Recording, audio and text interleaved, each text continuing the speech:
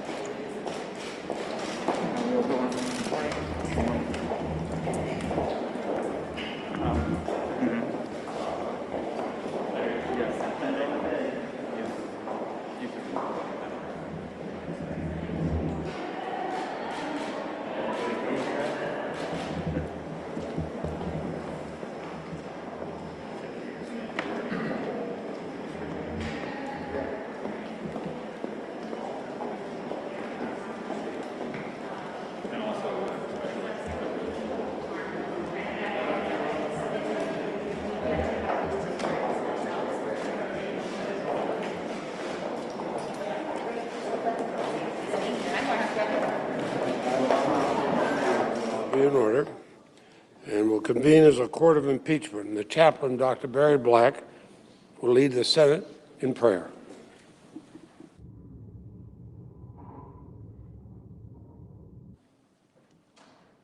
Let us pray. Almighty God, our shelter from the storms, give our Senate jurors discernment that will rescue our nation from ruin. Illuminate their minds with your truth as you speak through the whispers of conscience. Remind them that the seeds they plant now will bring a harvest. May the choices they make bring blessings, healing, and prosperity to our land. We pray in your merciful name. Amen. Please join me in the Pledge of Allegiance. Pledge allegiance to the flag of the United States of America and to the republic for which it stands, one nation under God, indivisible, with liberty and justice for all.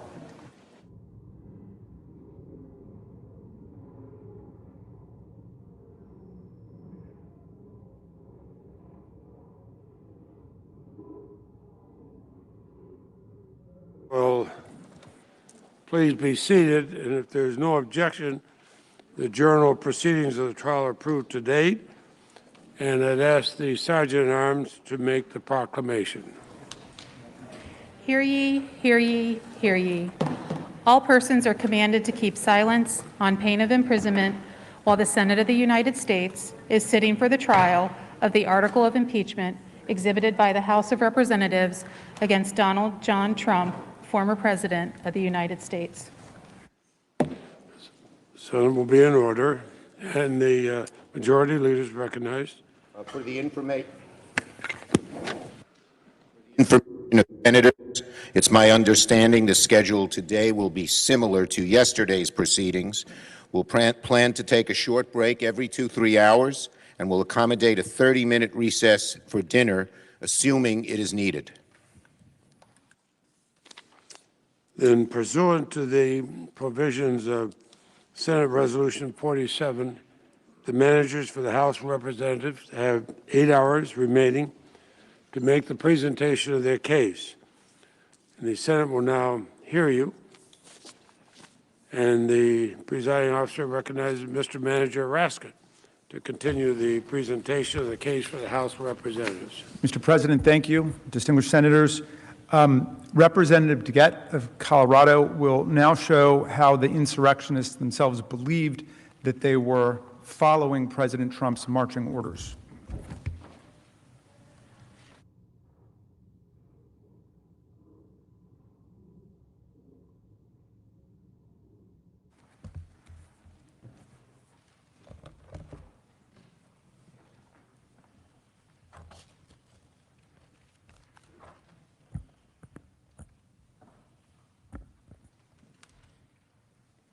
My friends and colleagues, yesterday was an emotionally wrenching day. As I watched the footage of the violence in the Capitol building, my own experience flooded back to me. I was one of the unlucky members who was stuck in the House gallery along with Congresswoman Dean. As the House floor was cleared beneath us of members and staff, we could see the mob pounding on the door to the House chamber.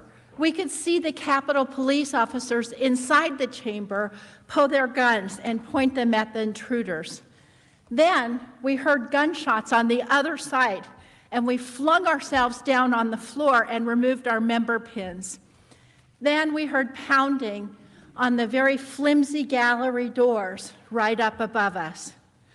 Finally, after that situation for some time, we were told to run out of a door at the end of the gallery.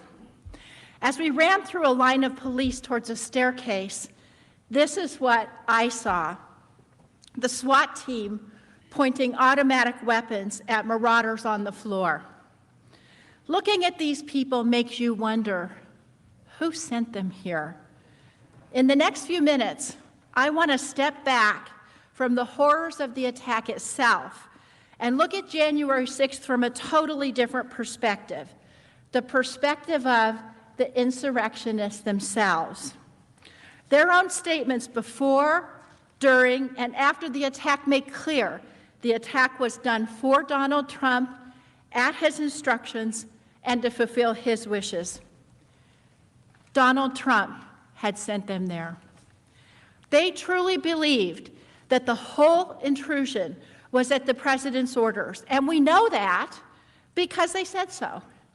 Many of them actually posed for pictures, bragging about it on social media, and they tagged Mr. Trump in tweets. Folks, this was not a hidden crime. The president told them to be there, and so they actually believed they would face no punishment. The defense argued in their briefs, and they argued again here on Tuesday, that the insurrectionists were acting on their own, that they were not incited by President Trump or acting in his direction. This is in their brief, quote, "They did so of their own accord and for their own reasons and are being criminally prosecuted." But that's just not the case. It's not what the insurrectionists actually said. They said they came here because the president instructed them to do so. Leading up to the attack, the insurrectionists said they were coming to D.C. for President Trump. He invited them with clear instructions for a specific time and place and with clear orders. Stop the fight, or to fight to stop the certification in Congress by any means necessary. The crowd at Donald Trump's speech echoed and chanted his words. And when people in the crowd followed his direction and marched to the Capitol, they chanted the same words as they breached this building. Now let's return to this speech for a moment. During the rally, President Trump led the crowd in a Stop the Steal chant. Here's what that chant sounded like from the crowd's perspective. As a favorite term that all of you people really came up with, we will stop the steal. Stop the steal! Stop the steal! Stop the steal! Soon after, the president basked as the crowd chanted, "Fight for Trump." And when he incited the crowd to show strength, people responded. Storm the Capitol, invade the Capitol. Here are both of those moments, but from the crowd's perspective.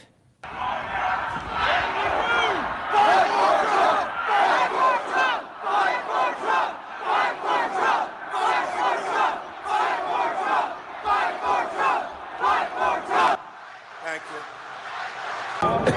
You'll never take back our country with weakness. You have to show strength. Yes. Invade the Capitol building. We also have another perspective from this moment online extremist chatter. At the same time as the people in the crowd shouted, "Take the Capitol building," as President Trump said, "Show strength," a person posted to Parler saying, quote, "Time to fight, civil war is upon us." Another user said, quote, "We are going to have a civil war, get ready." An analysis found that members of Civil War quadrupled on Parler in the hour after Donald Trump said, "Show strength."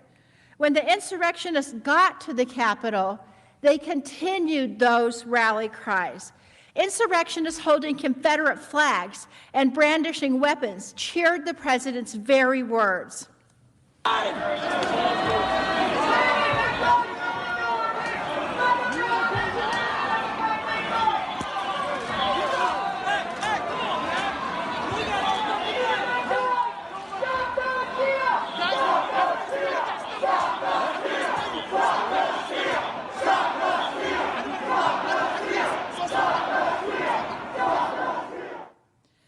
You heard them chanting, "Stop the steal." And as the crowd chanted at the rally, the crowd at the Capitol made clear who they were doing this for. They also chanted, "Fight for Trump."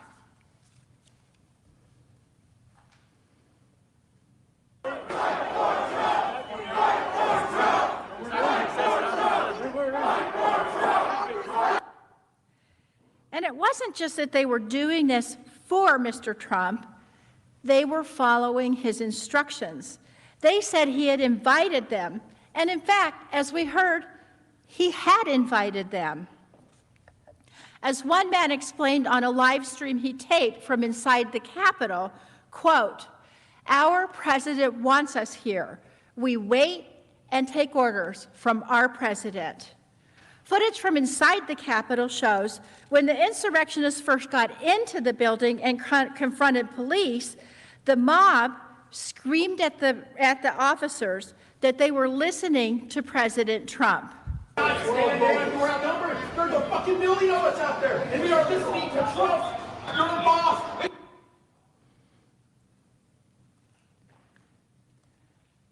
The insurrectionists argued with law enforcement that they shouldn't even be fighting them because they believed that the commander-in-chief was ordering this. This was the person's understanding. When President-elect Biden went on television that day to demand an end to the siege, one woman asked this. Does he not realize President Trump called us to siege the place? The examples of these types of comments are endless. Don't worry, I won't play all of them. But it wasn't just the words of the insurrectionists that proved that they did this in response to orders from their commander-in-chief. We can see this in the fact that they were not hiding. One rioter in a live stream at the Capitol said, quote, "He'll be happy. We're fighting for Trump." Let's call Trump, yes! Dude, let's tell Trump what's up. Trump would be very upset. And he'd be like, "No, just say we love him. We love you, bro." No, he'll be happy. What do you mean? We're fighting for Trump. And again, this was not an isolated incident. The individuals in this slide posted photos of themselves committing these crimes. Trump supporters who had broken into the Capitol were taking selfies, streaming live videos, and posing. In fact, they wanted the president to know, "This is me." In fact, you can see the person wrote on his own posting, "This is me." And if there were any remaining doubt, after hours of prompting, when President Trump finally told the insurrectionists to go home, only then did some of them begin to listen. As you previously saw, at 4:17 p.m., Mr. Trump released a pre-recorded video saying to the mob, "Go home, we love you, you're very special." Shortly after he tweeted this video, a few of the insurrectionists who had seen it could be claiming victory and telling people to go home because of Donald Trump's message and instructions. You saw earlier the insurrectionist Jacob Chansley, who told someone, quote, "We won the day." A little before that video of Chansley, he said the same thing to the crowd through a bullhorn and instructed them to go home because of the video that President Trump had tweeted. Let's watch. Today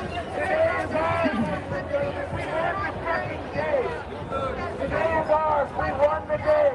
That's why Donald Trump has asked everybody to just go home. You can look it up on his Twitter. He just did a video, a minute long. He asked everybody to go home.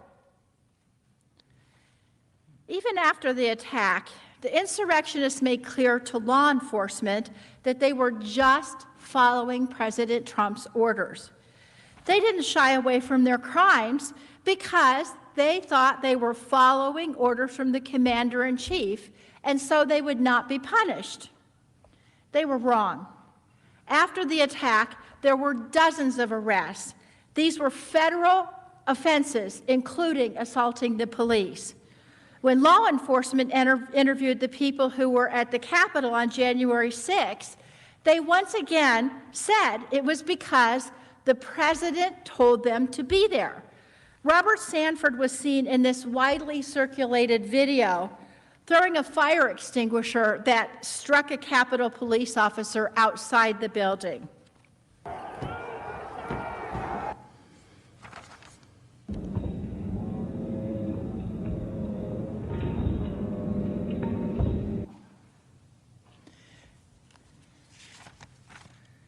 A witness told the FBI that Sanford said he had traveled to Washington, D.C. on a bus with a group of people. The group had gone to the White House and listened to Donald J. Trump's speech and then had followed the president's instructions and gone to the Capitol. Folks, the insurrectionists didn't just make this up. As Sanford's lawyer explained, you're being told you've got to fight like hell. Does fight like hell mean you throw things at people? Maybe. The lawyer added that his client, quote, wouldn't have been there if it weren't for the president. Now, Sanford wasn't the exception. He was the rule. In their statements after the attack, insurrectionists routinely echoed what they had said before and during the attack. They were there because the president told them to be. Now look, the lawyers who are saying that their clients were told to commit these acts by Mr. Trump, well, they know that putting the blame on the president doesn't exonerate their clients. They're just saying it, frankly, because that's exactly what happened. Another Trump supporter who's been federally charged is Texas real estate agent Jennifer Ryan. Now, Ms. Ryan has given many TV interviews in which she says she was only doing what the president asked her and others to do. She also recorded video before the rally talking about the mob's plans for violence. And here's what she said. Personally, I do not feel a sense of shame or guilt from my heart from what I was doing. I thought I was following my president. I thought I was following what we were called to do. He asked us to fly there. He asked us to be there. So I was doing what he asked us to do. Ultimately, yes, we were going in solidarity with President Trump. President Trump requested that we be in D.C. on the 6th. So this was our way of going and stopping this deal. If it comes down to war, guess what? I'm going to be there. We're all going to be up here. We're going to be breaking those windows. Yet another Trump supporter who was arrested after breaching the Capitol, Douglas Sweet, explained in a media interview why he did it. Referring to Donald Trump, Mr. Sweet said, quote, he said, hey, I need my digital soldiers to show up on January 6th, and we all did. Some of these individuals who joined in the attack on our Capitol did so as part of violent racist groups, which have been officially condemned by our government. Daniel Goodwin is a self-proclaimed member of the Proud Boys. He was one of many. On November 7th, Goodwin tweeted a picture showing the Proud Boys logo surrounded by "Stand back and stand by," and the quote, again, "Stand back and stand by," and "Await orders from our Commander-in-Chief." Look closely at this slide. You are looking at an image of Goodwin's own tweet. He was such a loyal follower of President Trump that he used the president's photo as his own profile picture on Twitter. Now remember, President Trump told them to stand back and stand by at the debate. They took it as a call to arms. And when he called them to arms, they were all ready to act. They were waiting for their orders, which they got on January 6th.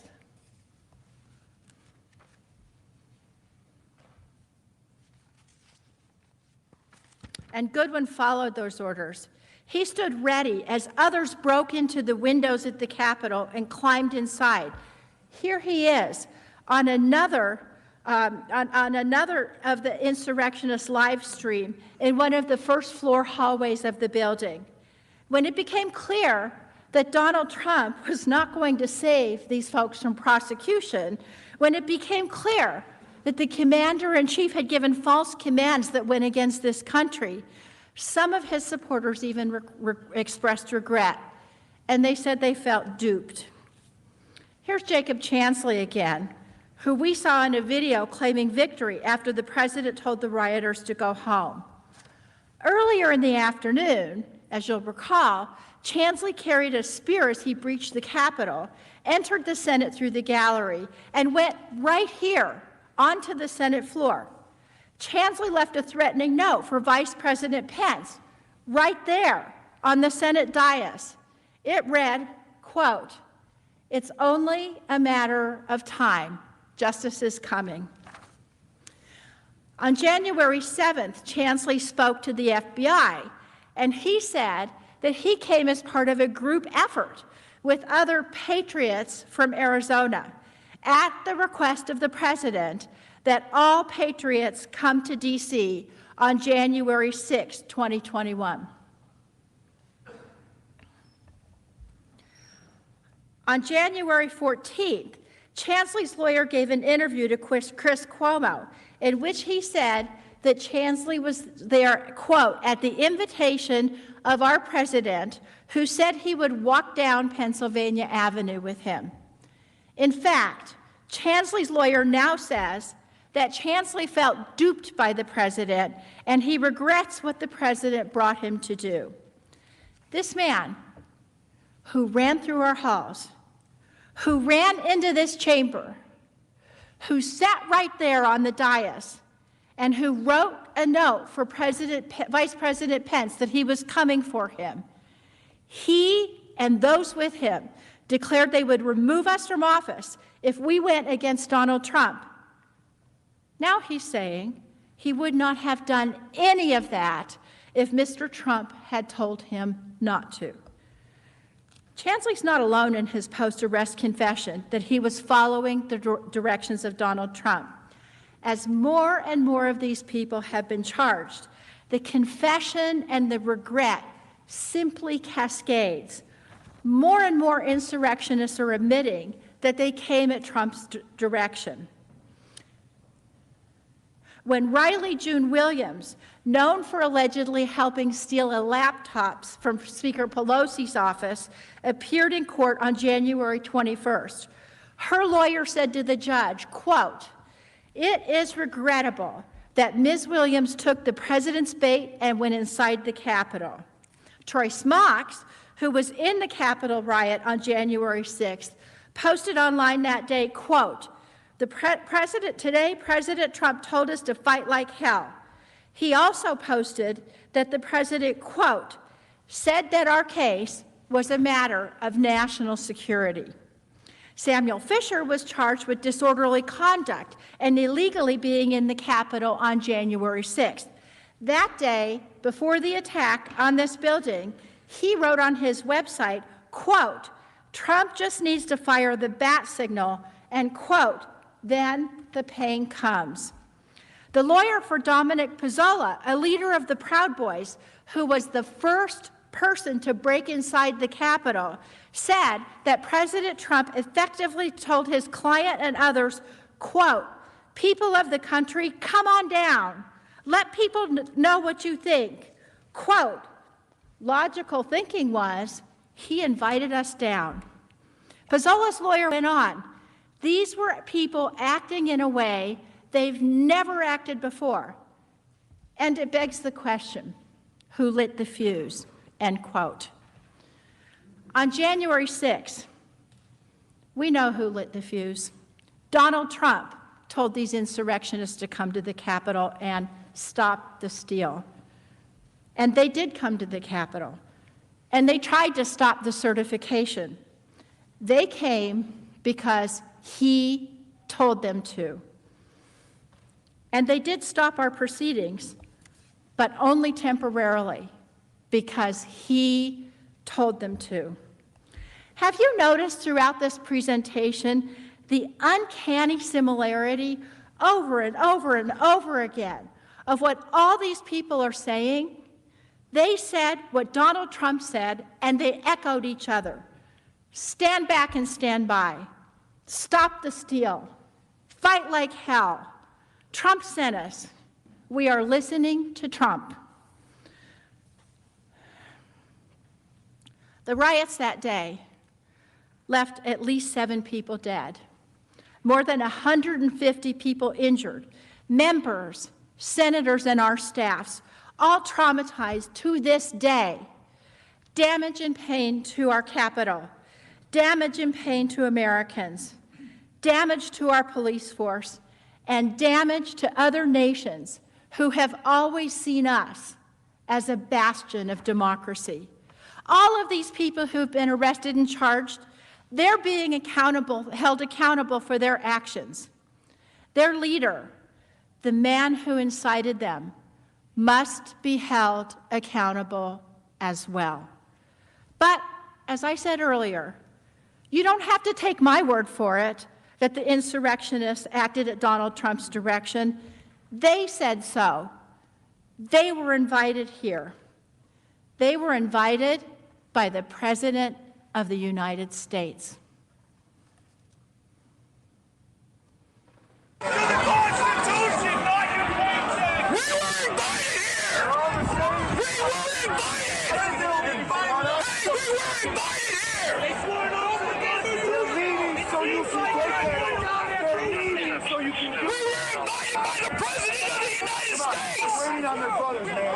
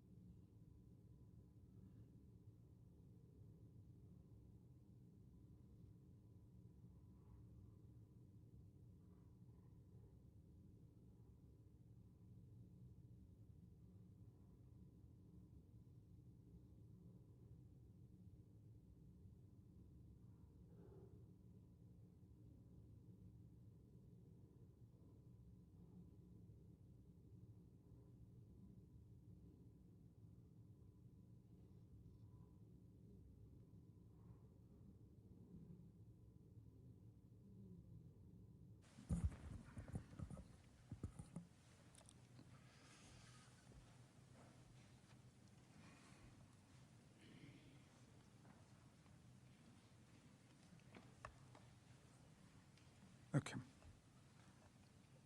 Senators, Representative DeGette just showed how the insurrectionists believed and understood themselves to be following President Trump's marching orders. She explained in chilling detail how they were acting in perfect alignment with his political instructions and his explicit strategy to retain power. They did what he told them to do. This pro-Trump insurrection did not spring into life out of thin air. We saw how Trump spent months cultivating America's most dangerous extremist groups. We saw how he riled them up with corrosive lies and violent rhetoric, so much so that they were ready and eager for their most dangerous mission in validating the will of the people to keep Donald Trump in office. But we must remember that this was not the first time Donald Trump had inflamed and incited a mob. Trump knew that his incitement would result in violence, not only because of the thousands of violent messages that were posted all over the forums and the widespread news of preparations for violence among extremist groups and his communications on Twitter with the insurrectionists themselves.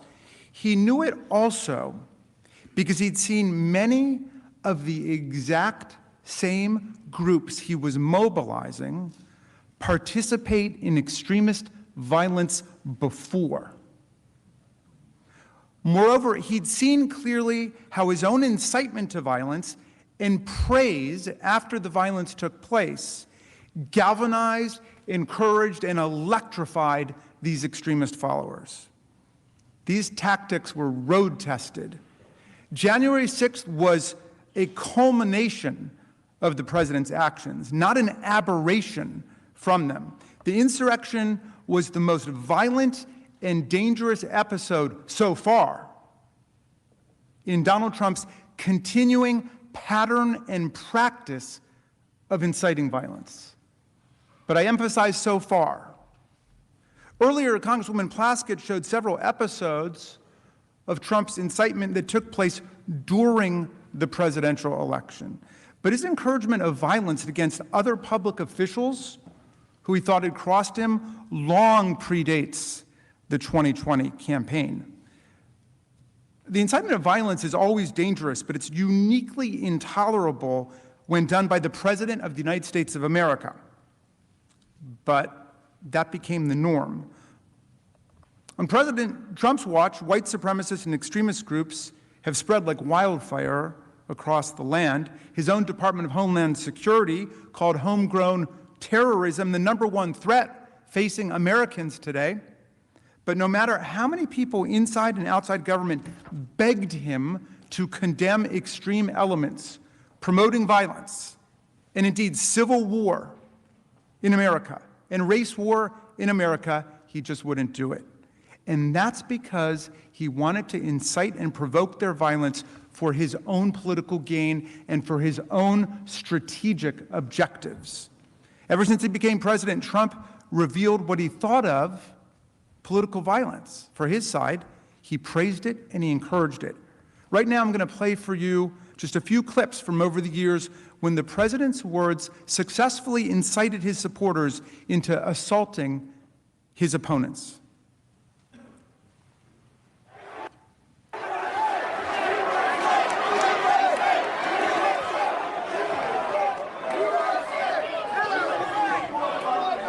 See, the first group, I was nice. Oh, take your time. The second group, I was pretty nice. The third group, I'll be a little more violent. And the fourth group, I'll say, get the hell out of here.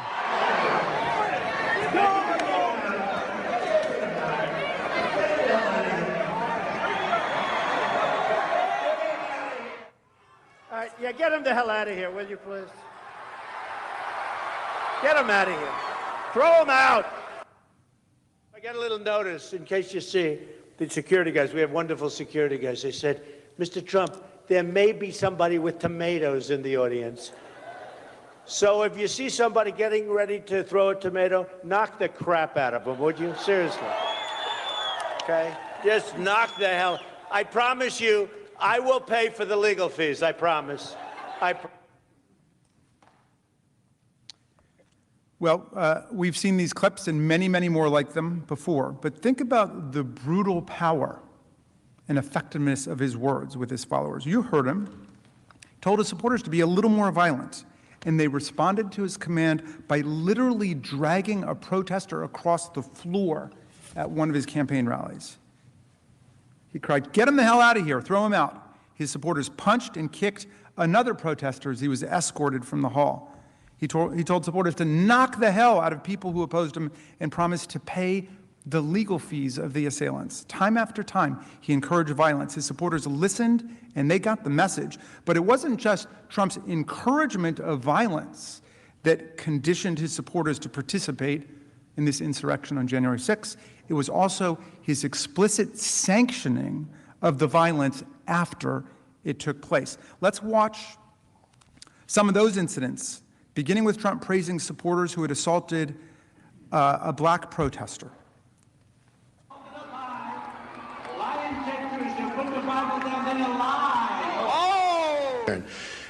But we've had a couple that were really violent, and the particular one, when I said, like to bang him, that was a very vicious, he was a guy who was swinging, very loud, and then started swinging at the audience. And you know what? The audience swung back.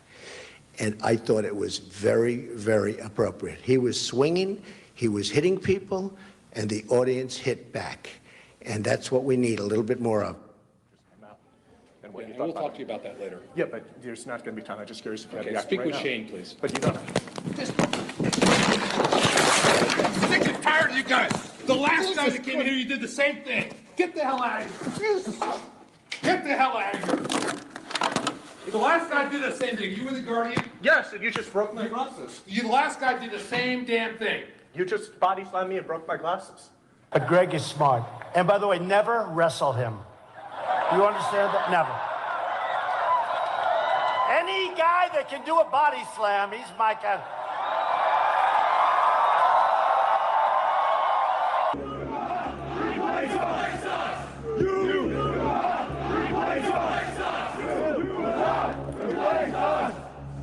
Jews will not replace us!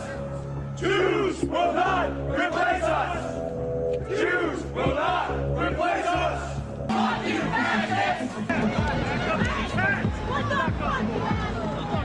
I'm not even saying we're non-violent. I'm saying that fucking we didn't aggress. We did not initiate force against anybody. We're not non-violent. We'll fucking kill these people if we have to.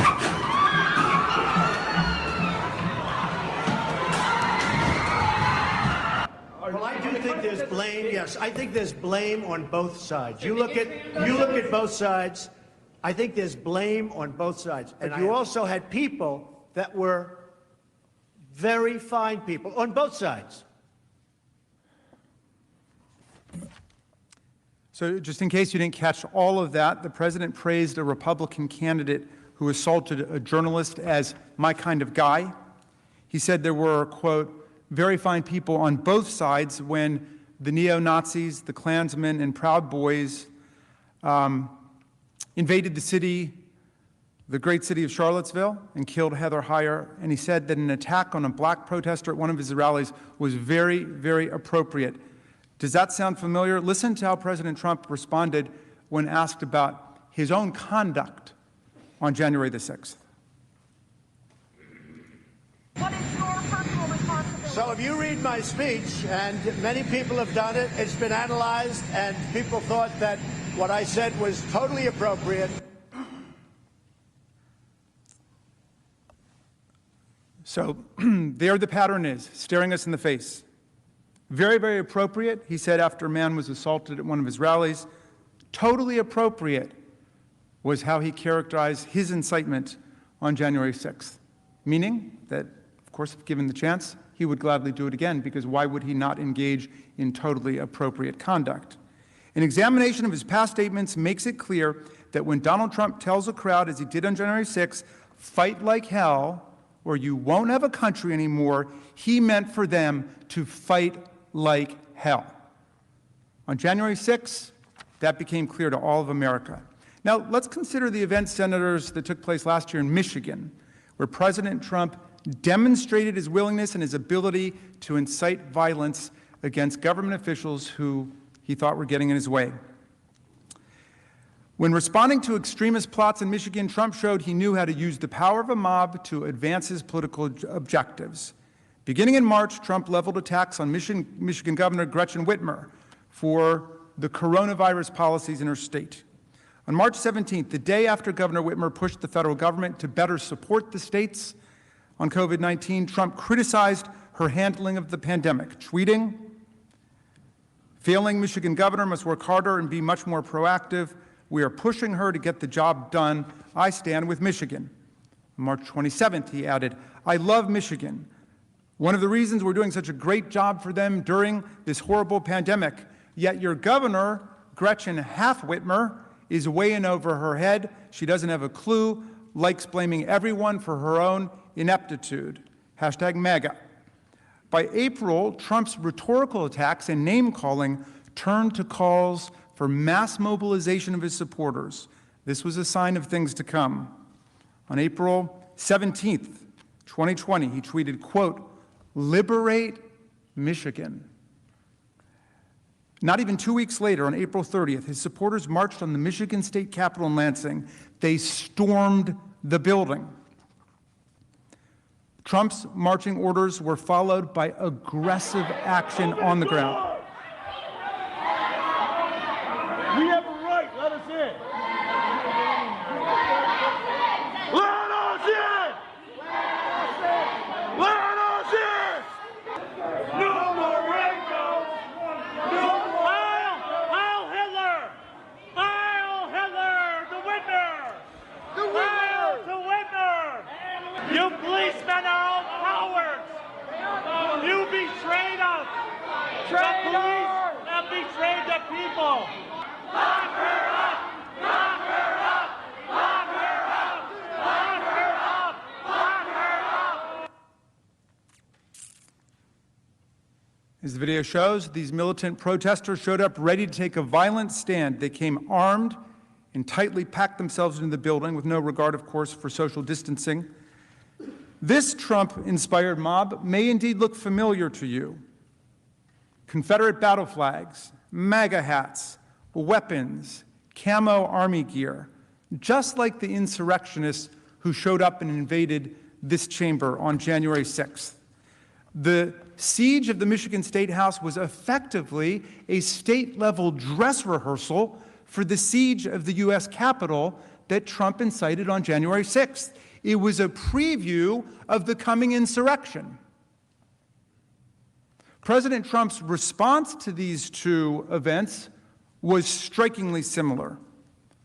Following the armed siege in Lansing, President Trump refused to condemn the attacks on the Michigan Capitol or denounce the violent lawbreakers. Instead, he did just the opposite. He upheld the righteousness of his violent followers' cause, and he put pressure on the victim of the attack to listen to his supporters. The day after the mob attack in Lansing, Trump told Governor Whitmer to negotiate with the extremists, tweeting that the governor should just, quote, "give a little" to the violent men who had stormed the Capitol, threatening not only the stability of the Michigan government, but her own life. As you can see, he tweeted, "The governor of Michigan should give a little and put out the fire. These are very good people, but they are angry. They want their lives back again safely. See them, talk to them, make a deal."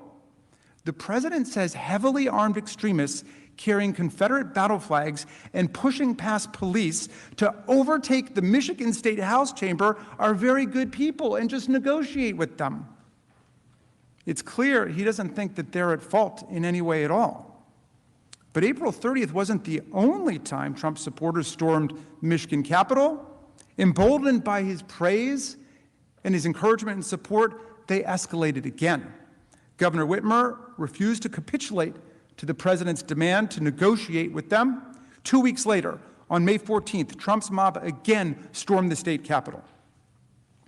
This time, as you can see here, one man brought a doll with a noose around the neck, foreshadowing the appearance of the large gallows erected outside of this building, downstairs from here on January 6th, as the crowd chanted, and I still can hear the words ringing in my ear, "Hang Mike Pence, hang Mike Pence, hang Mike Pence.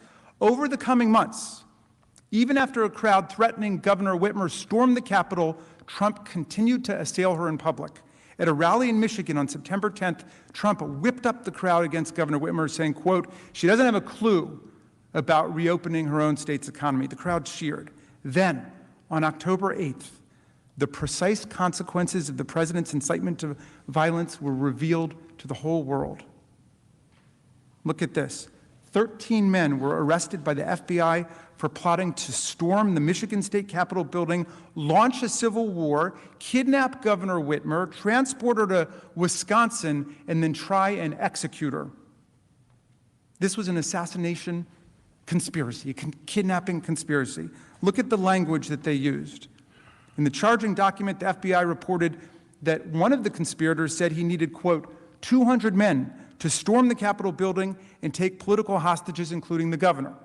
The suspect called it a snatch and grab, man. Grab the effing governor. One of those men has already pled guilty to this conspiracy. The plot was well organized, just like the one that was coming on January the 6th. The men in Michigan even considered building Molotov cocktails to disarm police vehicles and attempted to construct their own IEDs, something that actually happened here on January 6th. Police authorities arrested extremists who had weapons and materials to build explosive devices, including one man found with an assault rifle and enough materials to make 11 Molotov cocktails. On September 17th, 2020, one of the Michigan conspirators posted, "When the time comes, there will be no need to strike fear through presence. The fear will be manifested through bullets." And what did Donald Trump do as President of the United States to defend one of our nation's governors against a plotted kidnapping by violent insurrectionists? Did he publicly condemn violent domestic extremists who hoped and planned to launch a civil war in America? No, not at all. He further inflamed them by continuing to attack the governor who was the object of their hatred in this kidnapping conspiracy.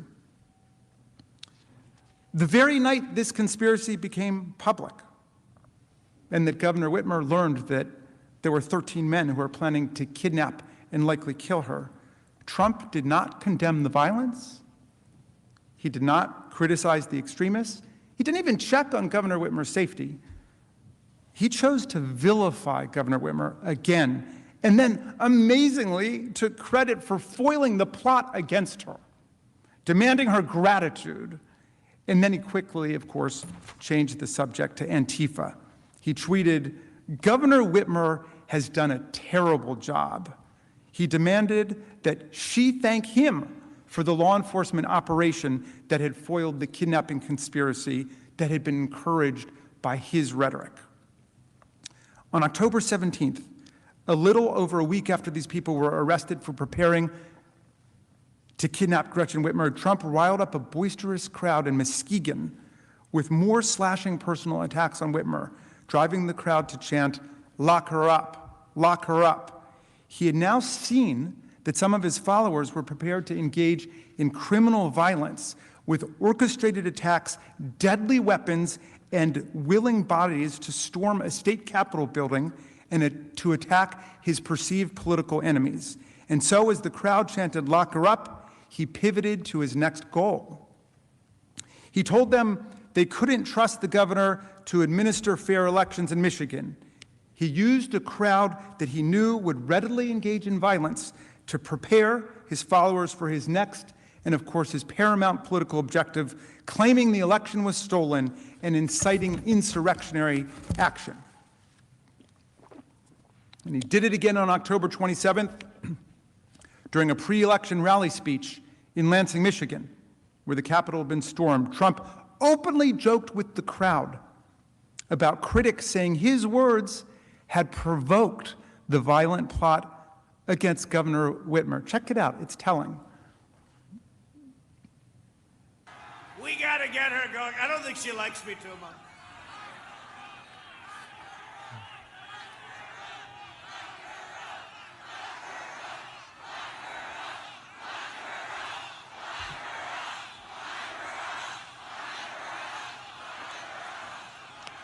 See, I don't comment on that, because every time if I make just even a little bit of a nod, they say, the president led them on. No, I don't have to lead you on. Even a little nod, they say, the president said, your governor, at the urging of her husband, who has abused our system very badly, the only man allowed in the state of Michigan, the only man allowed to go sailing is her husband. No, your governor, I don't think she likes me too much.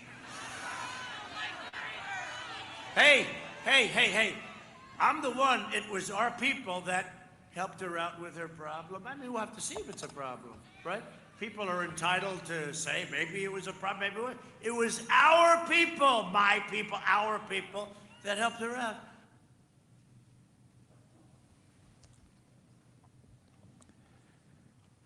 So President Trump offered them a little winking inside joke about his constant incitement of the mob and how much can actually be communicated by him with just a little nod.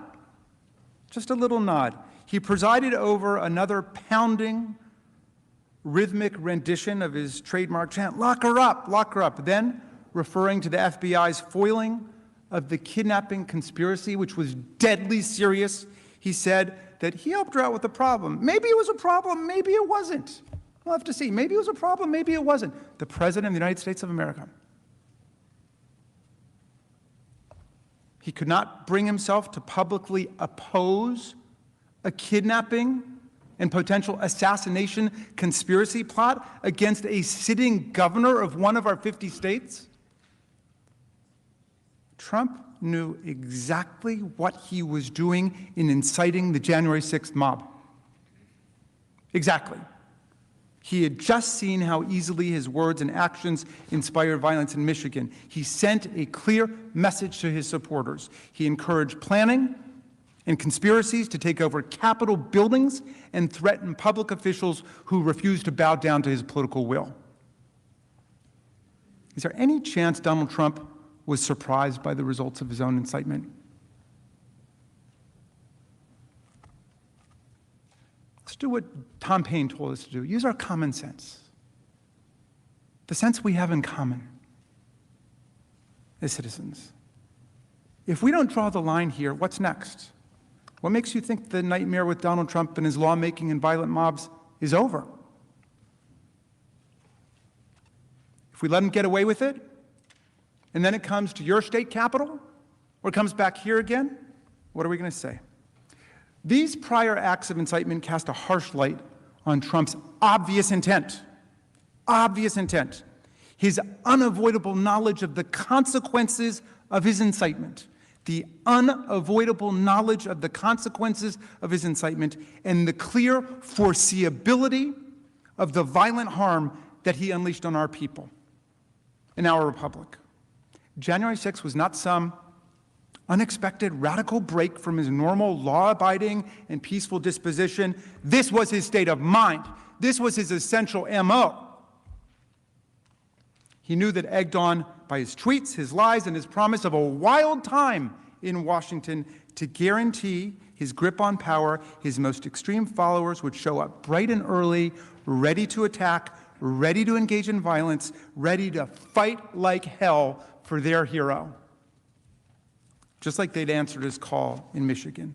President Trump has said over and over his supporters are loyal. In his own words, his supporters are the most loyal that we've seen in our country's history. And he knew that his most hardcore supporters were willing to direct violence at elected officials, indeed to attack and lay siege to a Capitol building. And he knew they would be ready to heed his call on January 6th to stop the steal by using violence to block the peaceful transfer of power in the United States. He knew they were coming. He brought them here, and he welcomed them with open arms. We hear you and love you from the Oval Office. My dear colleagues, is there any political leader in this room who believes that if he is ever allowed by the Senate to get back into the Oval Office, Donald Trump would stop inciting violence to get his way?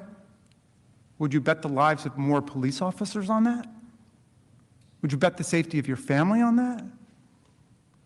Would you bet the future of your democracy on that? President Trump declared his conduct totally appropriate. So, if he gets back into office and it happens again, we'll have no one to blame but ourselves.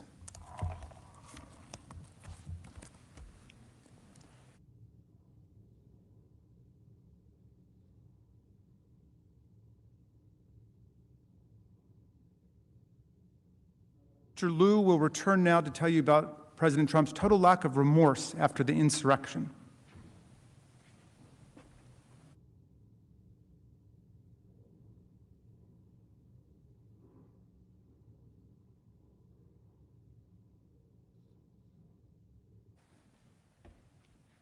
Good afternoon.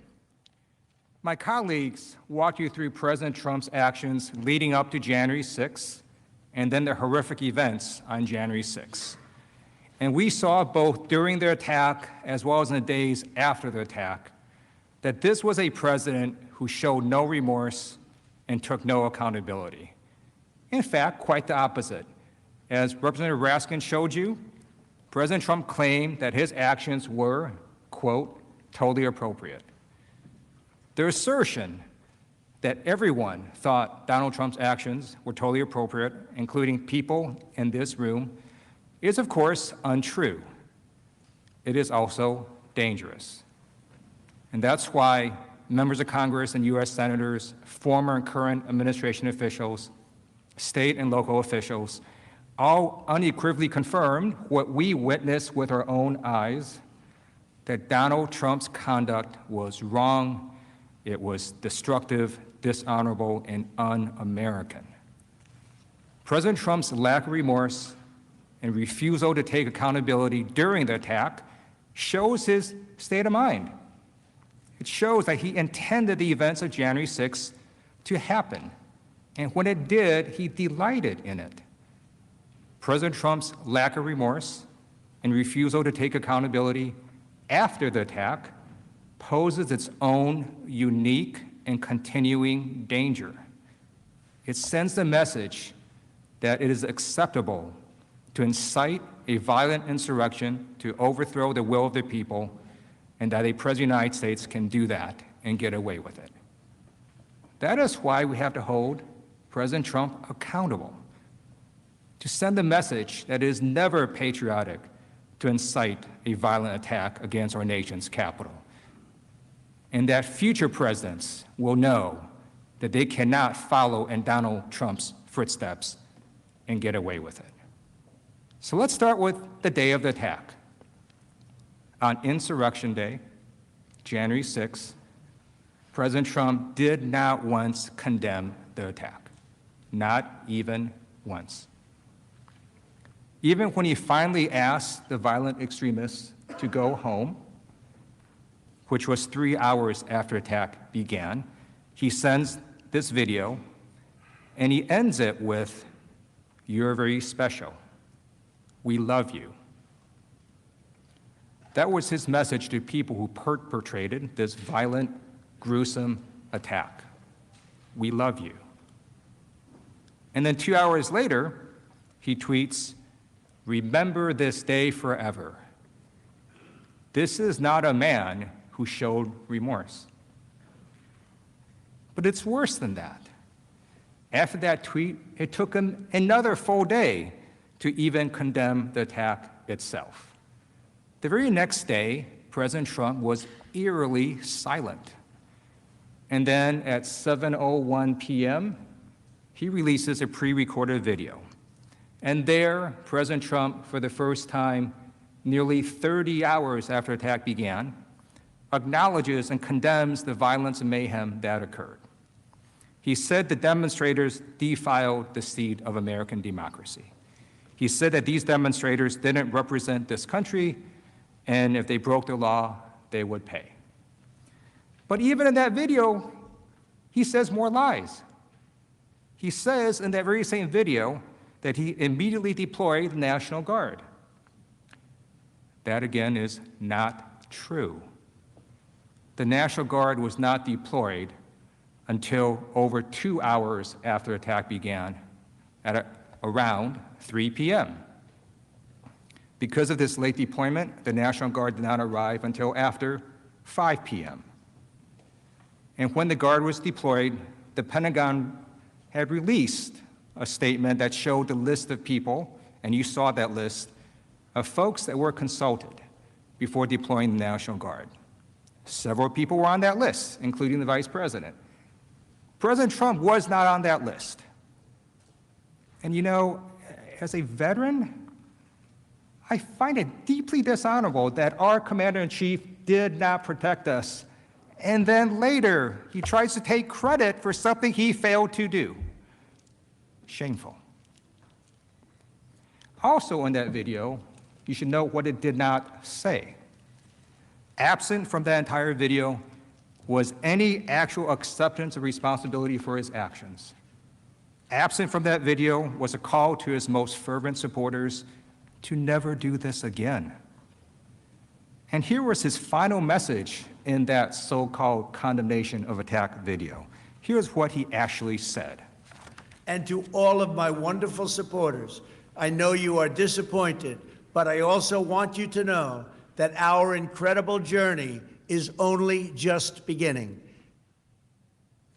President Trump not only failed to show remorse or take accountability, he made clear he is just beginning. For days, he did not address the nation after this attack.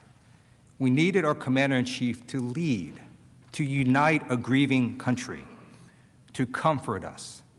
But what did President Trump do? Nothing.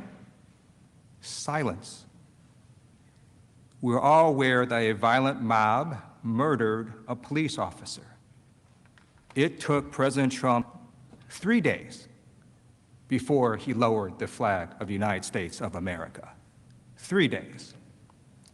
And President Trump, who was Commander-in-Chief at the time, did not attend and pay respects to the officer who lay in state in the very building that he died defending. Now, some people have argued that President Trump made a mistake, that he gets a mulligan. But we know President Trump didn't make a mistake. Because you see, when you or I make a mistake and something very bad happens, we would show remorse. We would accept responsibility.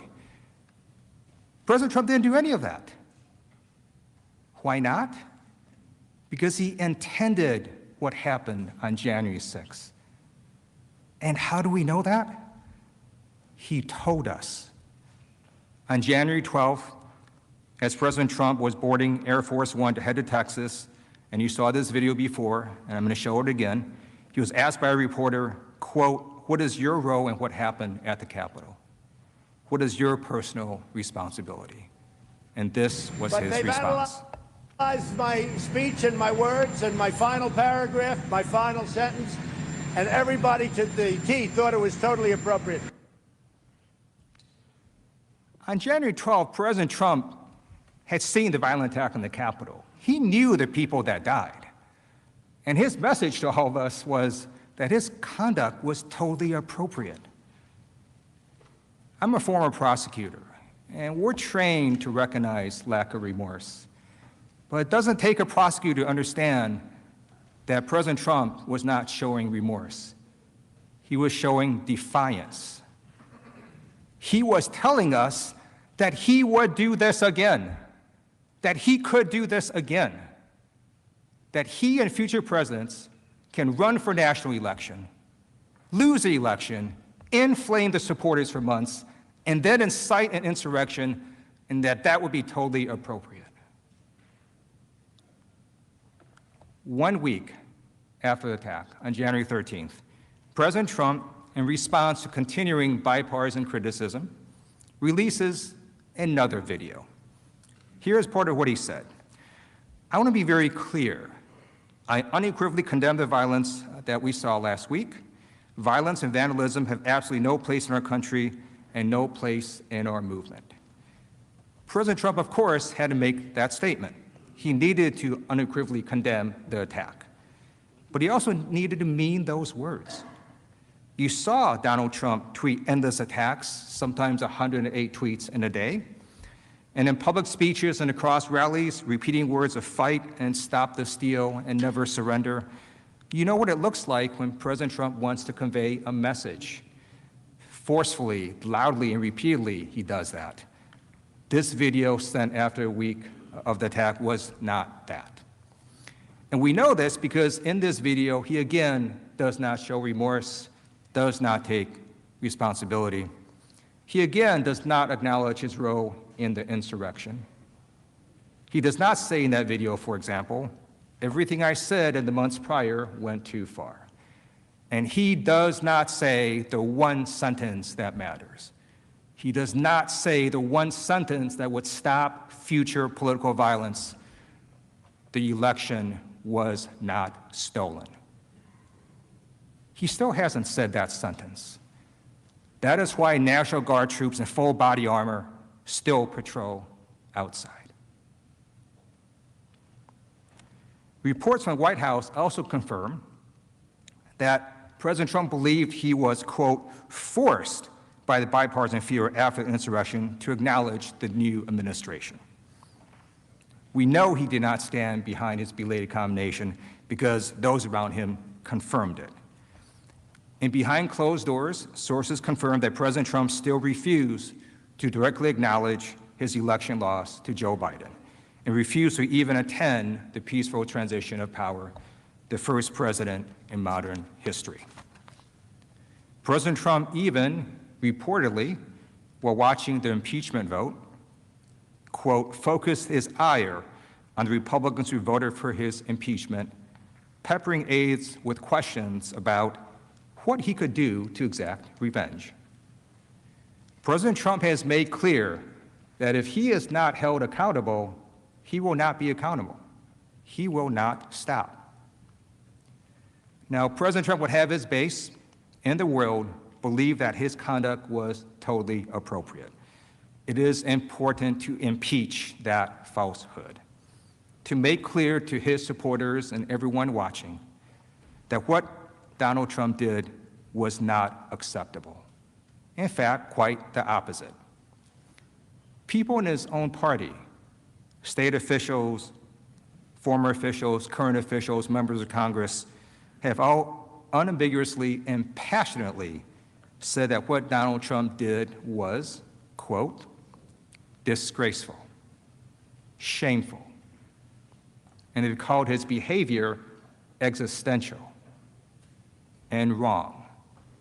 And they said that his actions gave rise to one of the darkest chapters in United States history. Let's hear what some of these officials had to say. Here are Governors Spencer Cox, Charlie Baker, Mike DeWine, Larry Hogan, and Phil Scott. People have to be held accountable, and yes, that includes the president. It's important to remember that they were the culmination of months of President Trump repeating over and over again that the American electoral system is a fraud. After he stoked the flames of outrage for weeks leading up to the events of yesterday, he refused to adequately prepare the U.S. Capitol for the possibility of violence and left it nearly defenseless. His remarks during and after the travesty of the attack on the Capitol were disgraceful. President Trump's continued refusal to accept the election results without producing credible evidence of a rigged election has started a fire that has threatened to burn down our democracy. This incendiary speech yesterday, when he gave preceding the march that he gave to the protesters, served only to fan those flames. I proudly stood by my father's side at age 12 on the floor of the House chamber as we both took the oath of office, an oath to support and defend the Constitution of the United States. It's clear to me that President Trump has abandoned this sacred oath. Seeing our capital, a symbol of democracy around the world, stormed by an angry mob was heartbreaking. And let me be clear, these actions were not patriotic, and these people are not patriots. The fact that these flames of hate and insurrection were lit by the President of the United States will be remembered as one of the darkest chapters in our nation's history. One of the darkest chapters in our nation's history. Former members of the Trump administration, long-standing Republicans, also made clear that President Trump incited this insurrection and it went against our democracy. The President's former Secretary of Defense, James Mattis, declared that today's violent assault on our Capitol, an effort to subjugate American democracy by mob rule, was fomented by Mr. Trump. Former White House Chief of Staff John Kelly also spoke on this as well, and I'd like to play an audio clip of what he said. What happened on Capitol Hill yesterday is a direct result of his poisoning the minds of people with the lies and the frauds. If you couldn't hear that, what John Kelly said about President Trump was that what happened on Capitol Hill was a direct result of him poisoning the minds of people with the lies and the fraud. Former Speaker of the House, John Boehner, declared that, quote, the invasion of our Capitol by a mob, incited by lies from some entrusted with power, is a disgrace to all who sacrificed to build our republic. This was echoed by former Trump official after former Trump official. Here's what former National Security Advisors John Bolton and H.R. McMaster, former White House Communications Director Alyssa Farah, and former Chief of Staff Mick Mulvaney said. Let me just ask you, do you think President Trump has blood on his hands? I think he does. Look, I agree with Bill Barr. I think he did incite this mob with the clear intention of having them disrupt the Electoral College certification and delay it to give him more time. I don't think there's any question about it. There are many reasons for this assault on the Capitol, but foremost among them was the president's exhortations, was the president's sustained disinformation. We've seen a president stoking fears amidst these crises. And first and foremost, I want to say that what happened at the Capitol was unacceptable, un-American, undemocratic. I think everybody recognizes that what happened on Wednesday is different. You could go down the long litany of things that people complained about with Donald Trump, and I could probably defend almost all of them. Many of them were policy differences. Many of them were stylistic differences. But Wednesday was different. Wednesday was existential. Wednesday is one of those things that struck to the very heart of what it means to be an American, and it was wrong. Mick Mulvaney, President Trump's former chief of staff, is clearly saying what we all felt, that January 6th was different. It was existential. It was wrong. It was un-American. And this sentiment was echoed not just from people outside the administration, but from people inside the Trump administration. Perhaps most telling was the flood of resignations from people inside President Trump's administration with firsthand access to President Trump. His own officials felt so betrayed by his conduct that numerous officials resigned in protest days before the end of President Trump's term. 16 officials resigned in protest. 16. They all took this dramatic action of resigning because they saw the clear link between President Trump's conduct and the violent insurrection. Here are some of what they said. Secretary DeVos, who was in administration the entire term, told President Trump in her resignation letter that, quote, "There's no mistaking the impact your rhetoric had on the situation, and it is an inflection point for me." Secretary Chow, who was in administration their entire term, explained, "Yesterday, our country experienced a traumatic and entirely avoidable event as supporters of the president stormed the Capitol building following a rally he addressed. As I'm sure is the case with many of you, it has deeply troubled me in a way I simply cannot set aside. Deputy Costello told his associates the attack was his, quote, breaking point, and he hoped, quote, a wake-up call. These rebukes and resignations from President Trump's own administration make clear that President Trump's conduct was anything but totally appropriate. They also remind us that this can and must be a wake-up call. As Representative Fred Upton so eloquently put it, President Trump expressed no regrets for last week's violent insurrection at the U.S. Capitol. This sends exactly the wrong signal to those of us who support the very core of our democratic principles and took a solemn oath to the Constitution. It is time to say, enough is enough. Now, no one is saying here that President Trump cannot contest the election. Of course he can. But what President Trump did, as his former chief of staff explained, was different. It was dishonorable, it was un-American, and it resulted in fatalities. President Trump spent months inflaming his supporters, spread lies to incite a violent attack on the Capitol, on our law enforcement, and on all of us. And then he lied again to his base to tell them that this was all okay, that this was all acceptable. And that is why President Trump is so dangerous. Because he would have all of us, all Americans, believe that any president who comes after him can do exactly the same thing. That's why lack of remorse is an important factor in impeachment. Because impeachment, conviction, and disqualification is not just about the past, it's about the future. It's making sure that no future official, no future president does the same exact thing President Trump does. President Trump's lack of remorse shows that he will undoubtedly cause future harm if allowed, because he still refuses to account for his previous high-grade crime against our government. You know, I'm not afraid of Donald Trump running again in 4 years. I'm afraid he's going to run again and lose, because he can do this again.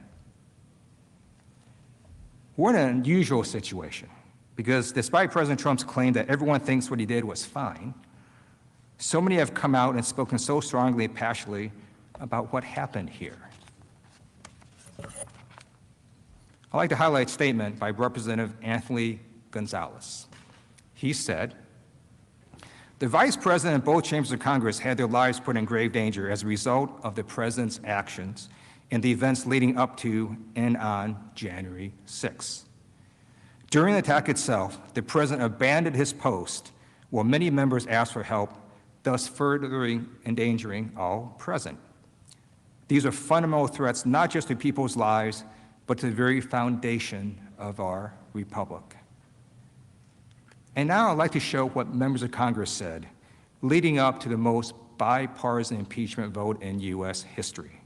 Because I do want everyone watching, especially President Trump's supporters, to see firsthand what I believe we all feel, that what President Trump did was not appropriate, that it was not American, and that it absolutely cannot stand.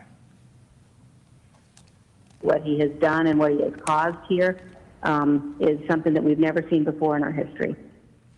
All indications are that the president has become unmoored, not just from his duty, nor even his oath, but from reality itself.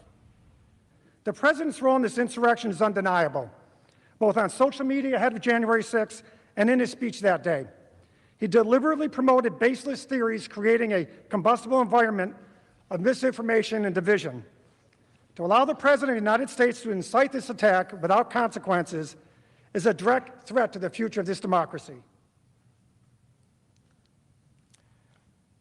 After this trial, I hope you will come together and cast your vote and make absolutely clear how we as a Congress and as a nation feel about what Donald Trump did by convicting him, and to prevent this from being only the beginning, as President Trump said, and to deter future presidents who do not like the outcome of a national election from believing they can follow in President Trump's footsteps. It is what our Constitution requires. It is what our country deserves.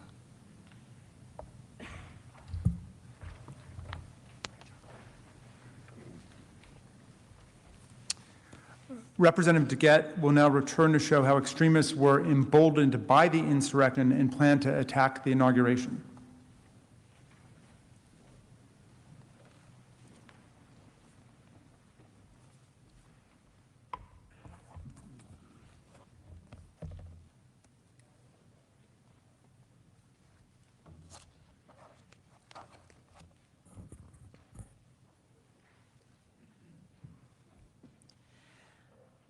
My colleagues have showed you the overwhelming evidence of how President Trump's conduct assembled, incited, and inflamed the mob. We showed how and why this attack, this violence, was not only foreseeable, but preventable. We showed that President Trump knew his conduct could and would result in violence, and that when the attack occurred, he did not fulfill his duty as commander-in-chief and defend us. Instead, he was delighted. Donald Trump incited a violent insurrection, and he failed to defend our nation, our Capitol, this Congress, and our law enforcement from the attack he incited. Now I want to turn to the impact, the long-term harm of this conduct. My colleagues and I will walk through the breadth and gravity of this harm.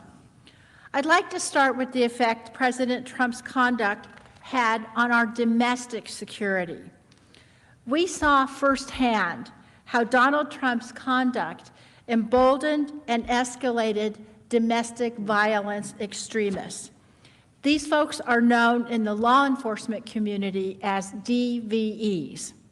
These threats were and are made worse by President Trump's refusal to take accountability and his refusal to forcibly denounce what his own FBI identified as some of the most dangerous elements of our country. Even as the attack was underway, he tweeted words of support to his violent supporters. And then, in the aftermath on January 7th, President Trump made it clear this was only the beginning. And to all of my wonderful supporters, I know you are disappointed, but I also want you to know that our incredible journey is only just beginning. And he was right. Unless we take action, the violence is only just beginning. In the aftermath of the attack, we saw a huge rise in threats from domestic violent extremists, including specific threats to the inauguration in D.C. and also to all 50 state capitals. Our intelligence agencies confirmed that in addition to these specific threats, President Trump's conduct emboldened the very same violent groups who initiated the attack and sparked new violent coalitions. These groups believe that they're following his orders. They believe that their acts of insurrection and violence are patriotic. Violence is never patriotic, and it's never American. It's not the Democratic way, and it's not the Republican way. After the attack, the nation's top defense and law enforcement agencies reported an increase in credible threats to the inauguration from Donald Trump's supporters. On January 13, 2021, a joint intelligence bulletin issued by the Department of Homeland Security, the FBI, and the National Counterterrorism Center found, quote, since the 6th January event, violent online rhetoric regarding the 20 January presidential inauguration has increased, with some calling for unspecified, quote, justice for the 6 January fatal shooting by law enforcement of a participant who had illegally entered the Capitol building, and another posting that, quote, many armed individuals would return on 19 January. The agencies also made clear why these threats were escalating, especially regarding the inauguration. The report explained that a primary motivating factor was, quote, the shared false narrative of a stolen election and opposition to the change in control of the executive and legislative branches of the federal government may lead some individuals to adopt the belief that there is no political solution to address their grievances and that violent action is necessary. In other words, President Trump's spreading of inflammatory disinformation about the election incited the insurrection on January 6th and may lead to further violence. Online, just as they did prior to the January 6th attack, Trump supporters took to the internet to organize and document their desire and plans for future violence at President Biden's inauguration. And indeed, in the days shortly after the attack, several posters on extremist social media websites made further plans for violence. They posted, quote, many of us will return on January 19, 2021, carrying our weapons in support of our nation's resolve, to which the world will never forget. We will come in numbers no standing army or police agency can match. Quote, we took the building once and we can take it again. Other users, eager to participate in additional attacks, confirmed that they were waiting on President Trump's instructions about what to do next. Referring to a future planned attack, a user on the online platform known as Gab posted, quote, I'd like to come do this, but want to know, does our president want us there? Awaiting instructions. In fact, in the days leading up to the inauguration, multiple individuals, many potentially in an attempt to carry out the plots that I just previewed, were arrested in Washington, D.C., including on serious weapons charges. One of those men was Couy Griffin, the founder of Cowboys for Trump, who took part in the Capitol attack and was also arrested on January 17th. Here's what he said about his plans for violence. You know, you want to say that that was a mob? You want to say that was a violence? No, sir. No, ma'am. No, we could have a Second Amendment rally on those same steps that we had that rally yesterday. You know, and if we do, then it's going to be a sad day because there's going to be blood running out of that building. But at the end of the day, you mark my word, we will plant our flag on the desk of Nancy Pelosi and Chuck Schumer. Blood running out of the building, this building, the Capitol, where all of us are right now. Now, the name Couy Griffin may sound familiar because he previously faced controversy for a May 2020 video where he said, quote, the only good Democrat is a dead Democrat. Hear it from him yourself.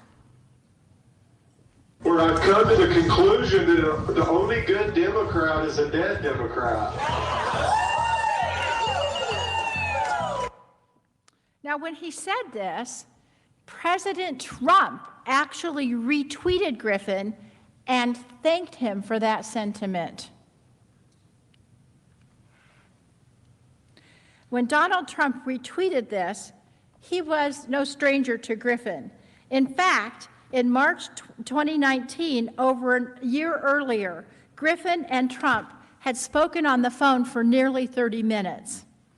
President Trump's conduct, without a doubt, made it clear that he supported Griffin. In fact, Griffin even said so himself. As Griffin later said about President Trump retweeting his inflammatory comment about the dead Democrats, quote, it really means a lot to me because I know the President of the United States has my back.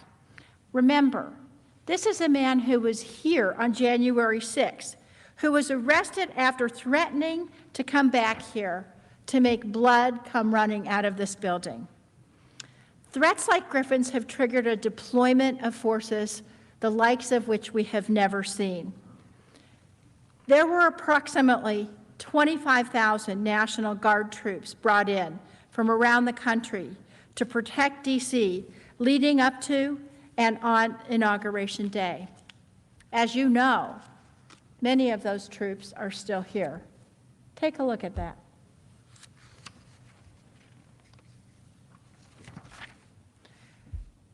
These were scenes that played out all over the country.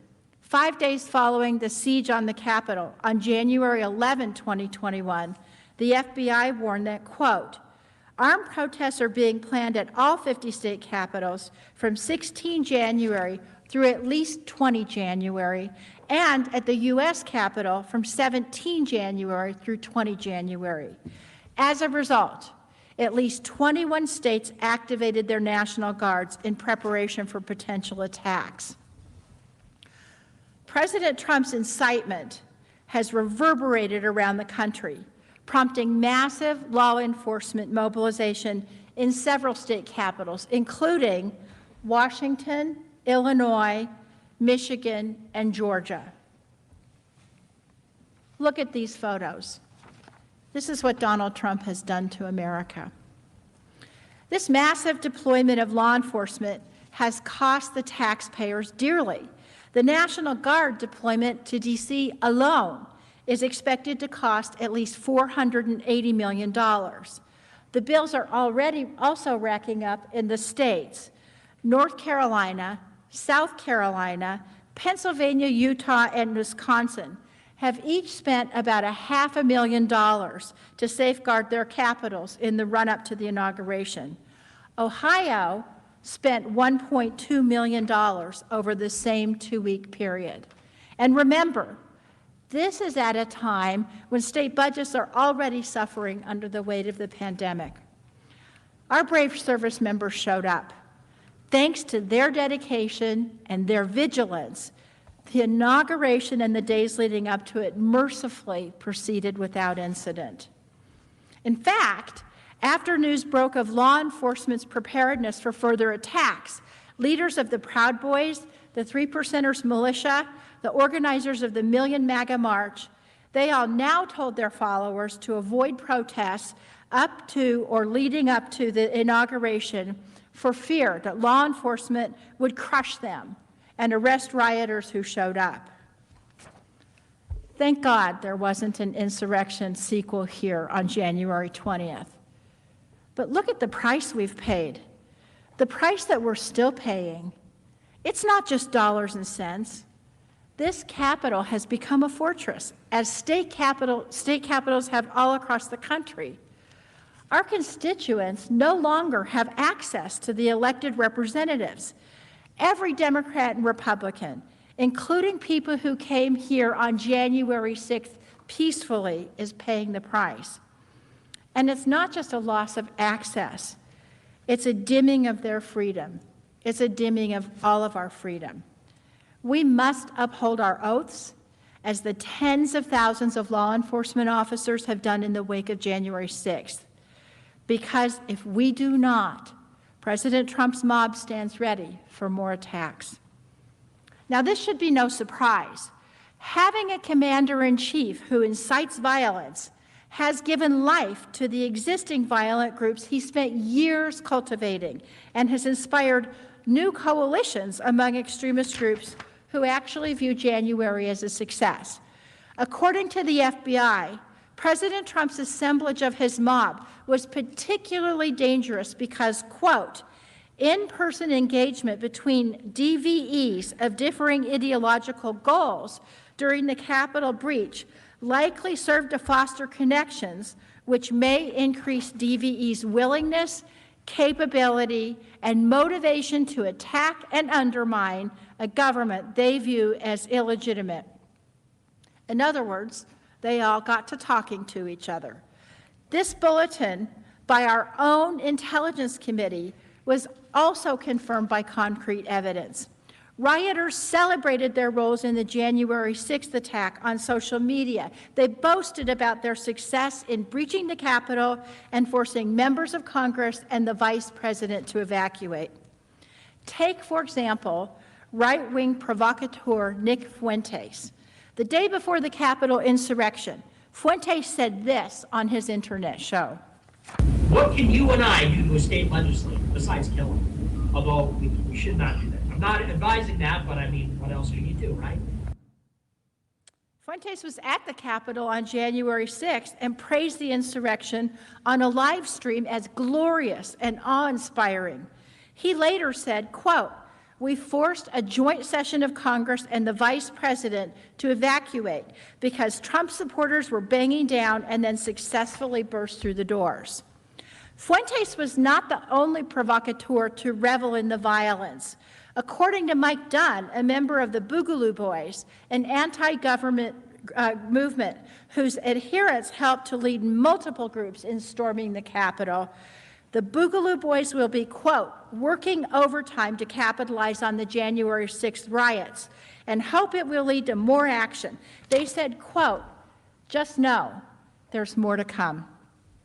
Proud Boys members were bragging about the attack on the Capitol. One post on the Proud Boys Telegram channel said, "People saw what we can do. They know what we're up to. They know and they want in." The leader of the Proud Boys himself sent the same message. Enrique Tarrio said the Proud Boys would be active during Biden's presidency. Tarrio stated, "You're definitely going to see more of us." Extremist groups are also boasting that the attack on our Capitol is a boon for their recruitment efforts. 3% Security Force leader Chris Hill says he's been contacted by several people interested in joining since the insurrection. And as one expert who focuses on domestic extremism, Jared Holt, explained, by all measurable effects, this was a far-right extremist, one of the most successful attacks that they've ever launched. They're talking about this as the first stab in a greater revolution. And as indicated by Mr. Holt, their perceived success has given them encouragement to continue and to escalate attacks. Intelligence agencies have also noted that these extremist groups will, unfortunately, be targeting vulnerable minority communities in the U.S. A January 27, 2021 DHS bulletin warned, quote, "Long-standing racial and ethnic tension of the sort that led to a man killing 23 people at an El Paso Walmart will continue to grow and motivate further attacks." The January 13 Joint Intelligence Bulletin report stated that in addition to the other types of violence listed, DVEs may be incited to carry out more violence, including violence against racial, ethnic, and religious minorities and associated institutions, journalists, members of the LGBTQ+ community, and other targets common among some DVEs. These prejudiced elements could be seen visibly in the crowd that attacked the Capitol. Pictured here is Robert Packer.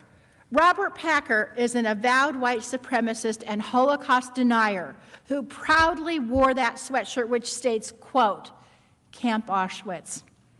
These prejudiced elements could also be heard from the crowds.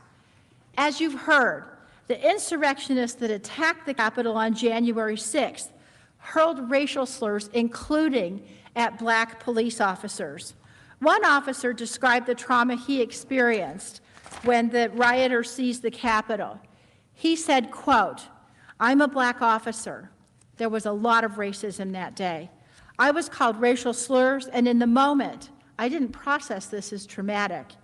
I was just trying to survive. I just wanted to get home, to see my daughter again. I couldn't show weakness. I finally reached a safe place, surrounded by officers. I was able to cry, to let it out, to attempt to process it." These extremist groups were emboldened because President Trump told them repeatedly that their insurrectionist activities were the pinnacle of patriotism. Well, let today be the day that we reclaim the definition of patriotism. Impeachment is not to punish, but to prevent. We are not here to punish Donald Trump. We are here to prevent the seeds of hatred that he planted from bearing any more fruit.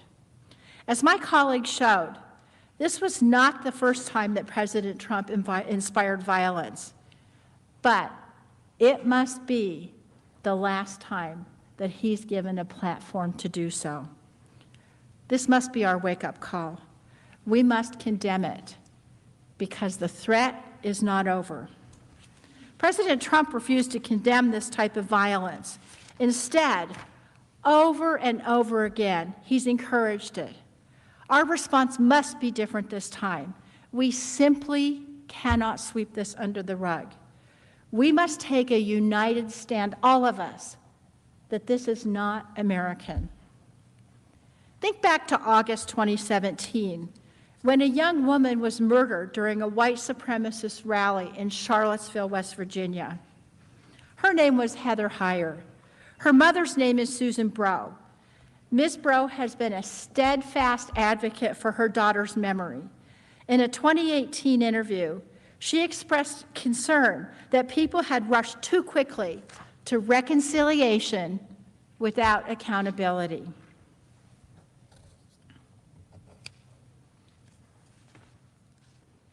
If you rush to heal, if you rush to everybody grab each other and sing Kumbaya, then we've accomplished nothing, and we'll be right back here in a few years. We will be right back here in a few years. Those were her words in 2018, 3 years ago. Her daughter's murderer, he was held to account. But our nation did not impose any meaningful accountability on a president who at the time said that there were very fine people on both sides. And now where are we 3 years later? I'd argue we're not just back where we were. I would argue things are worse. In 2017, it was unfathomable to most of us to think that Charlottesville could happen, just as it was unfathomable to most of us that the Capitol could have been breached on January 6th. Frankly, what unfathomable horrors await us if we do not stand up now and say, no, this is not America? And we will not just express condolences and denunciations.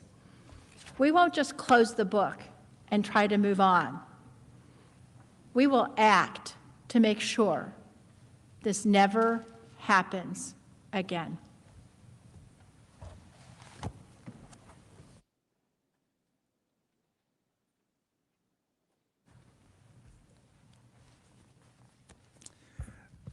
Representatives Cicilline and Liu will now come to show the harm done and the damage done to Congress and our democratic process. Mr. Cicilline.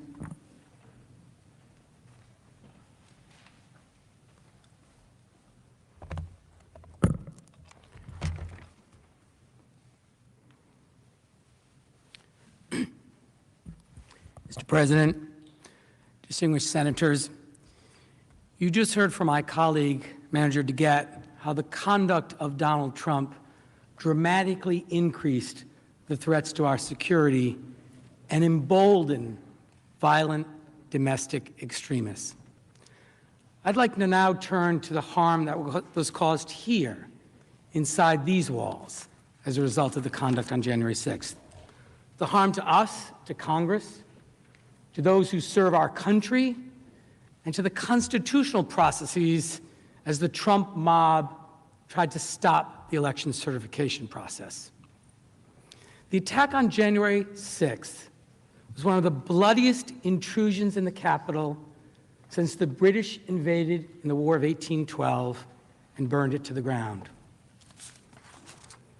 And you've heard in painstaking detail that the president's mob posed an immediate and serious threat to the continuity and constitutional succession of the United States government as the first second, and third in line to the presidency, the vice president, the Speaker of the House, the President pro tem, were all together and faced a common threat in the same location. And we've seen the first and the second were purposely targeted by these attackers. These weren't idle threats. The mob, as you have heard, chanted, "Hang Mike Pence." Hang Mike Pence! Hang Mike Pence! Hang Mike Pence! Hang Mike Pence! The charging documents show that the rioters said they would have killed Vice President Pence and Speaker Pelosi had they found them. Dawn Bancroft and Diane Santos Smith, two of the rioters charged in the attack, were caught on tape discussing the brutal violence that they hoped to inflict on Speaker Pelosi had she not been rushed out to safety. They said, quote, "We broke into the Capitol. We got inside. We did our part. And we were looking for Nancy to shoot her in the frigging brain, but we didn't find her," end quote. Senators, simply put, this mob was trying to overthrow our government. And they came perilously close to reaching the first three people in line to the presidency. It wasn't just the vice president and the speaker. Rioters were prepared to attack any member of Congress they found. Thomas Edward Caldwell, Donovan Ray Kroll, and Jessica Marie Watkins, three militia members, were also charged for their role in the attack. They discussed trapping us inside the underground tunnels. The indictment quotes social media chatter with Caldwell, quote, "All members are in the tunnel under Capitol. Seal them in. Turn on gas. All legislators are down in the tunnels, 3 floors down. Do like we had to do when I was in the Corps and start tearing out floors, go from top to bottom," end quote. Never did any of us imagine that we or our colleagues would face mortal peril by a mob riled up by the President of the United States, the leader of the free world. But we did. All because Donald Trump could not accept his election defeat. Trump chose himself above the people, above our institutions, above our democracy, above all of you. You know, we've heard Trump espouse for years now this America First policy. But his true North Star isn't America's well-being. It's not country first like our dear departed colleague John McCain.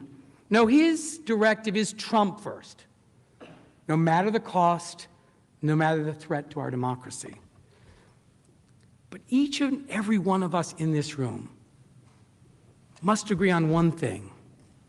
We can never allow the kind of violent attack that occurred on January 6th to ever happen again in this country.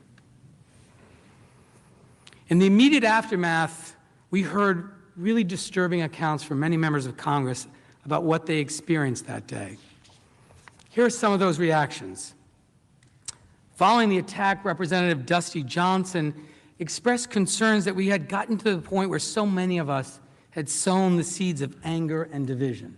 We were barricaded, and there was some fear, to be sure, but overwhelmingly the emotion that I experienced was one of anger. I just could not believe that this was happening. I could not believe that we had gotten to this point where so many of us had sown these seeds of anger and of division, and we had built this powder keg. And really, we were starting to see this powder keg light up, and it was, frankly, I was furious. Representative Jason Crow compared the events of this day to his time in Afghanistan as an Army Ranger, something Senator Reid knows something about. What I felt in the Capitol behind us is something that I haven't felt since I was in Afghanistan as an Army Ranger. And to think that as a member of Congress in 2021, in the U.S. Capitol on the House floor, that I was preparing to fight my way out of the People's House against a mob is just beyond troubling. Representative Pat Fallon was humbled by his experience on January 6th and described the events as surreal as they unfolded here in the Capitol. It was something that I just never thought I'd see this in our nation's capital, and particularly in the House chamber. It was surreal when it was unfolding. Well, you know, what was interesting was the bravery and the courage of some of my fellow members. When we got to a point where the mob was banging on the doors, and all that kept them from reaching the chamber itself was the doors and then some furniture that we had moved and some Capitol Police, and they needed to be augmented. And so Tony Gonzalez, a new freshman rep from Texas, and Ronnie Jackson and Troy Nels and Mark Wayne Mullen stepped in, and we broke off furniture. Some of the hand sanitizer stations are on these big giant poles, wooden poles, and we turned them upside down, and we were ready to actually have the street fight in the House chamber. It was unbelievable.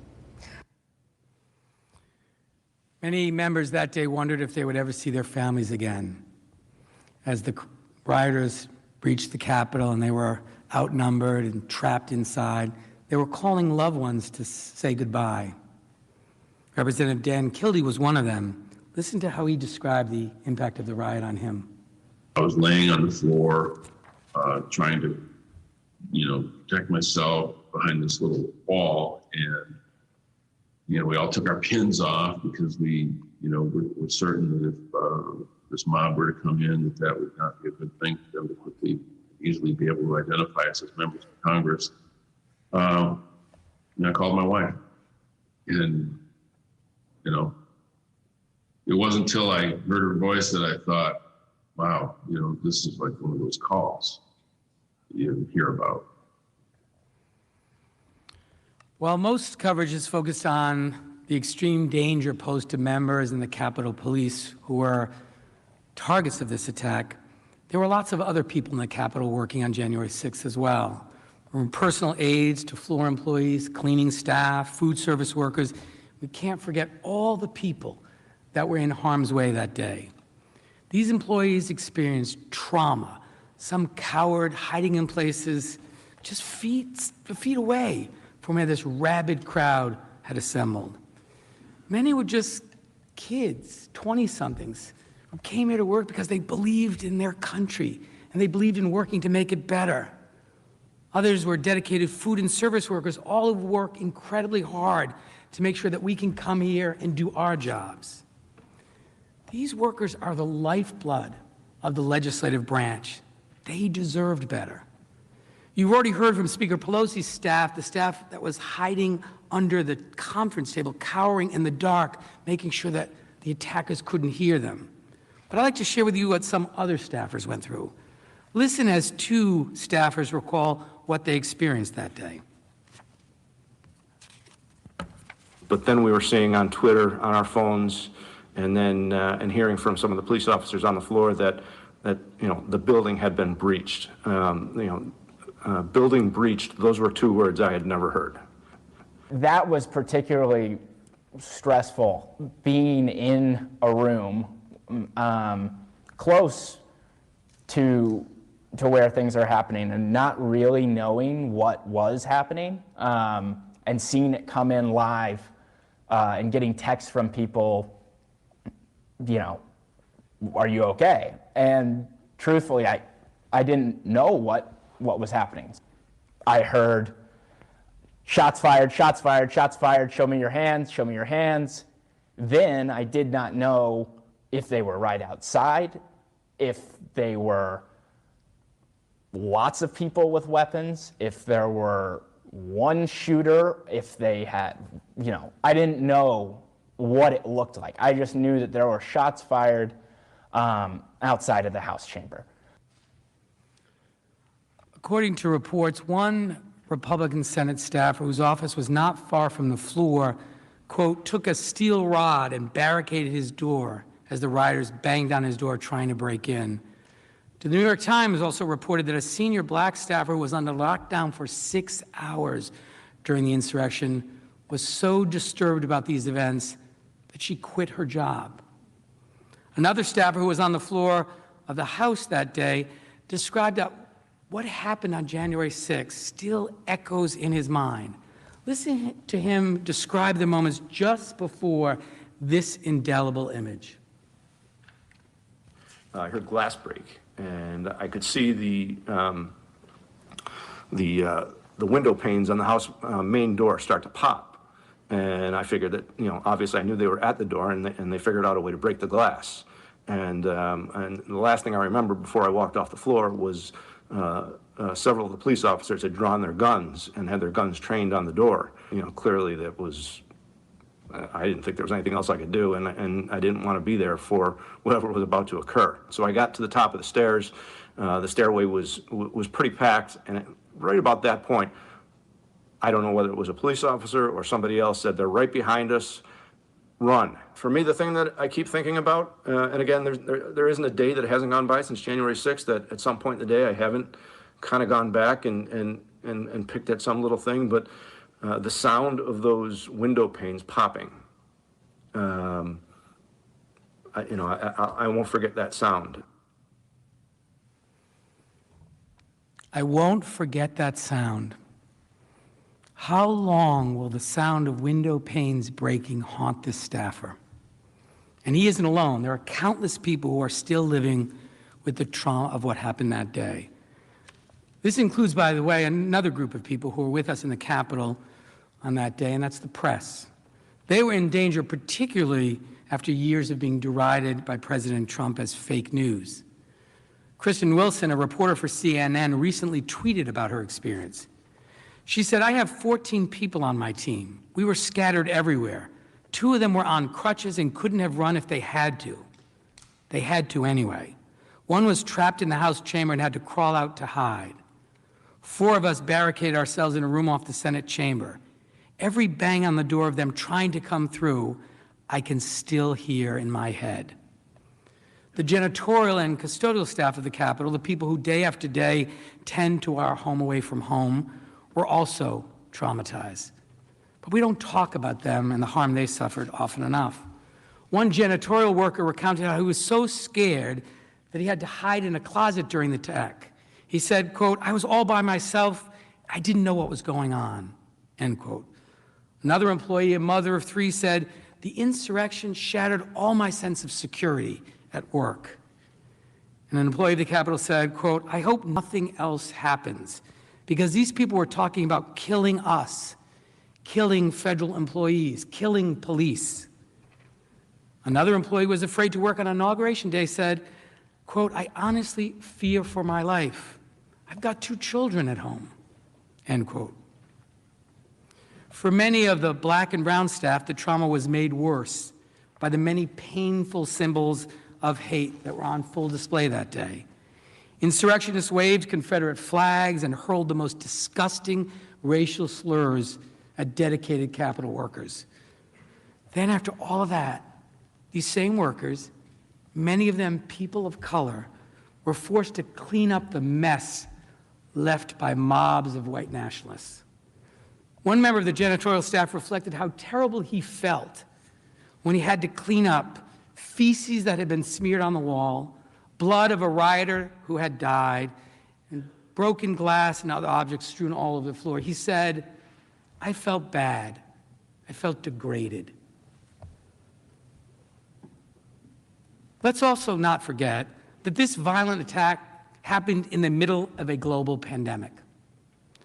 Social distancing was impossible as we were hiding for our lives in cramped quarters for long periods of time. Since January 6th, at least 7 members who hid with other members of Congress have tested positive for COVID-19.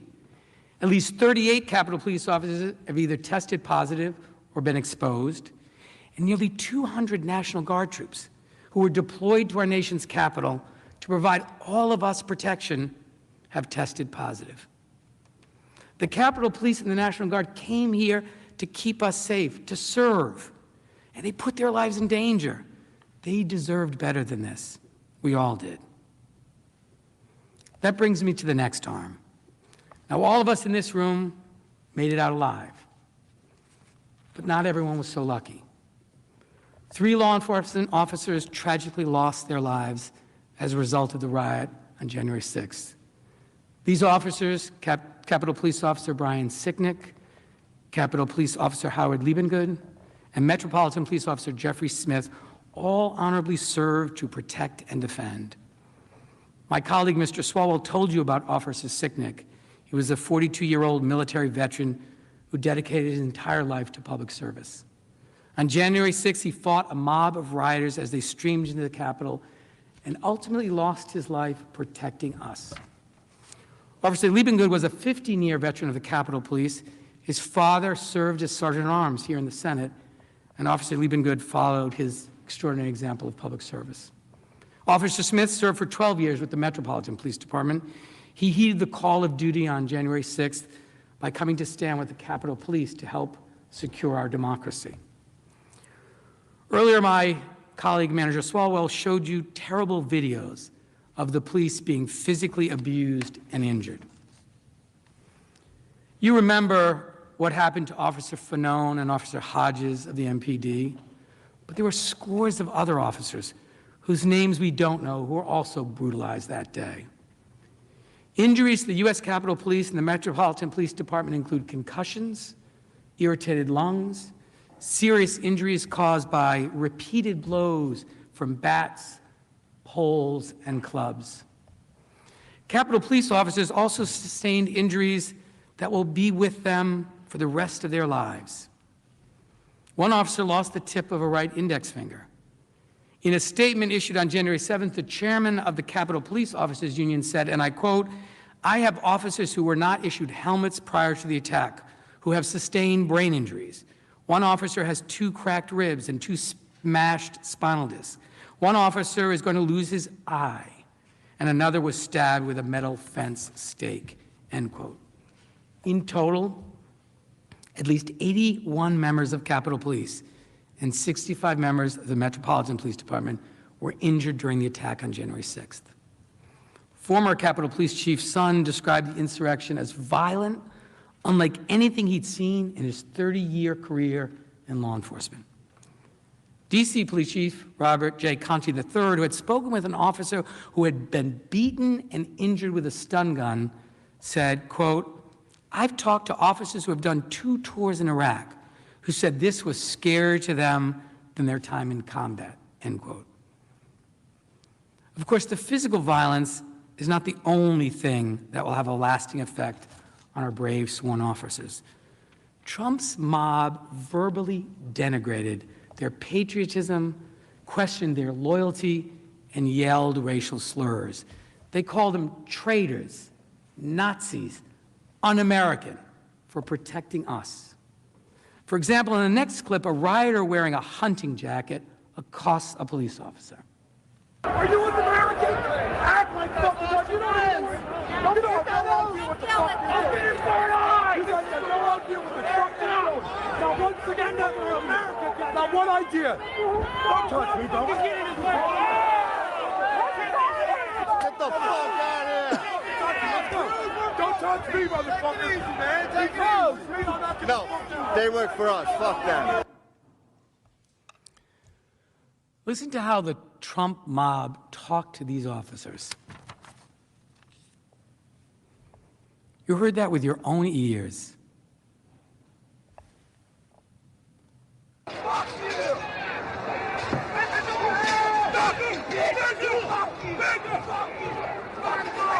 You're a fucking traitor! You come here, motherfucker! What's going on? You're a fucking traitor to your country! Yeah! You're a fucking traitor! Fucking traitor!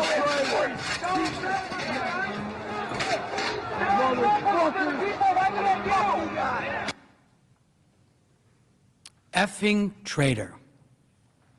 So much for backing the blue. There's a couple more examples.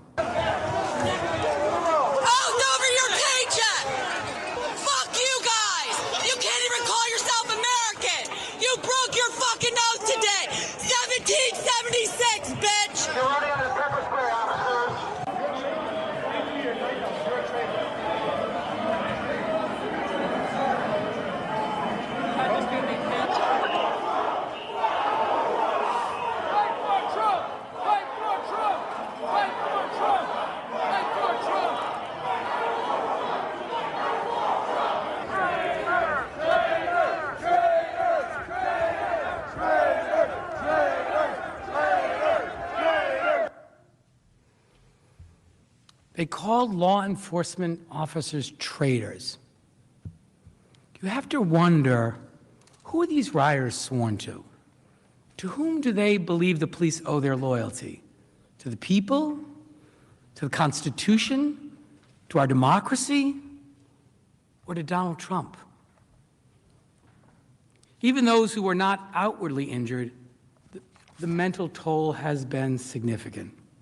Several Capitol Police officers have reportedly threatened self-harm in the days following the riot, and in one case, an officer voluntarily turned in her gun because she was afraid of what might happen.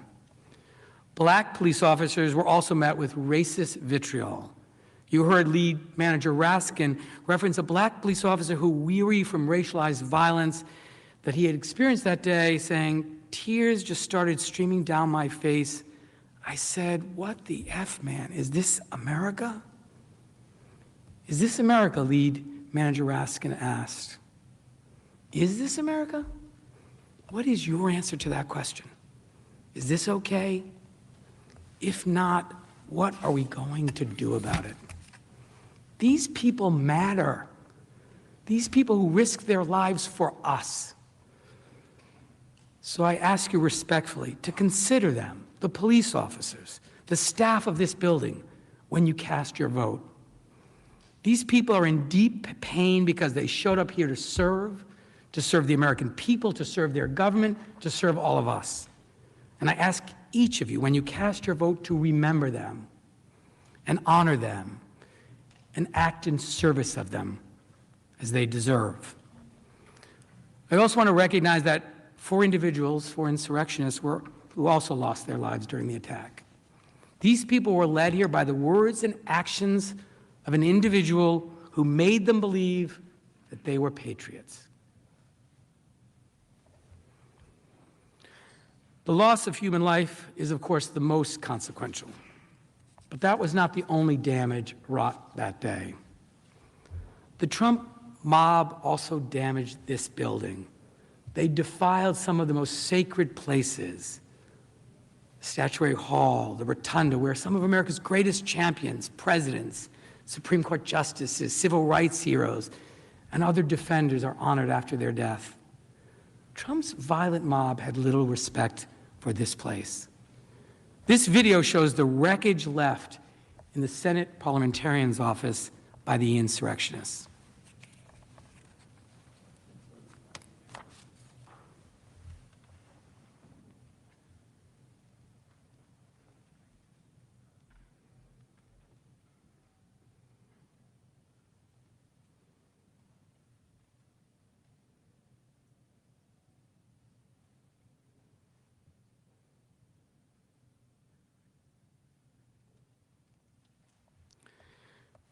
A bust of President Zachary Taylor was smeared with what appeared to be blood.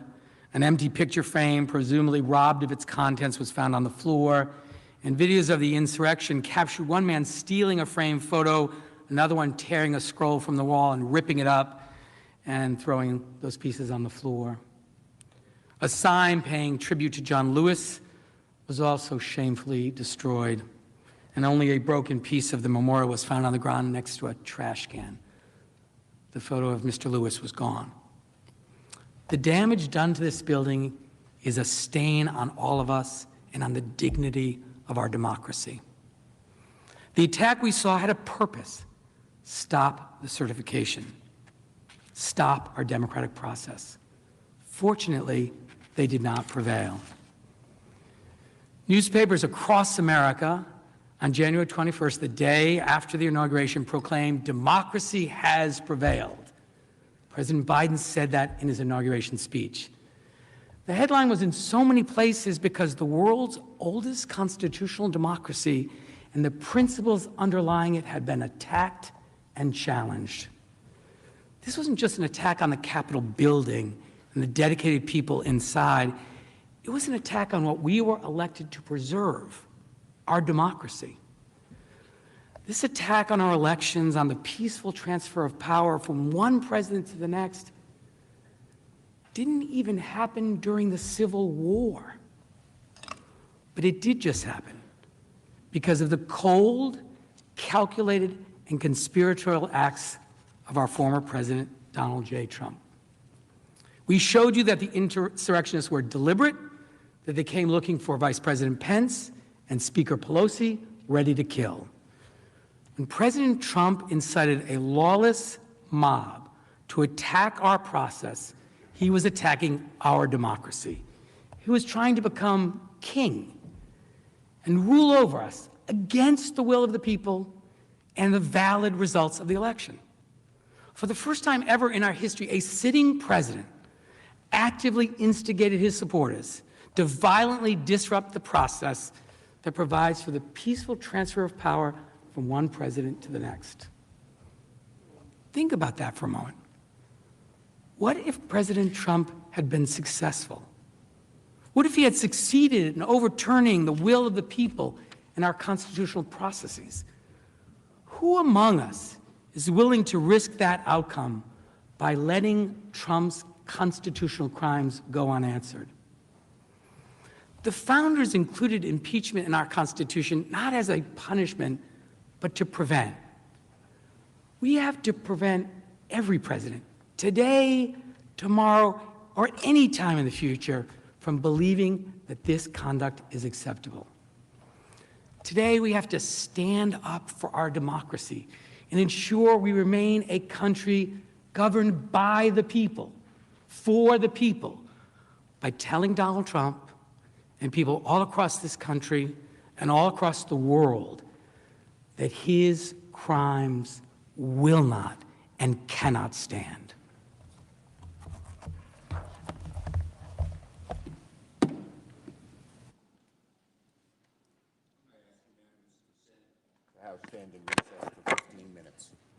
The Senate will stand in recess. I ask unanimous consent the House stand in recess for 15 minutes. Without objection, the Senate will stand in recess. All right, that looks like it's going to wrap it up for that session. They're going to be in recess for about 15 minutes. So what I'm going to do is I'm going to go ahead and end this stream, and I'll start another one in 15 minutes.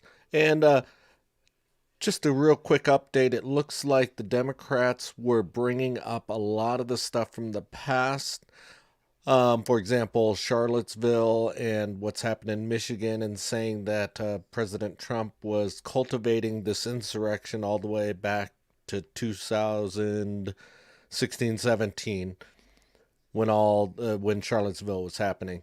All right, so thanks again for watching OFN. I am Chris. We'll see you in about 15 minutes.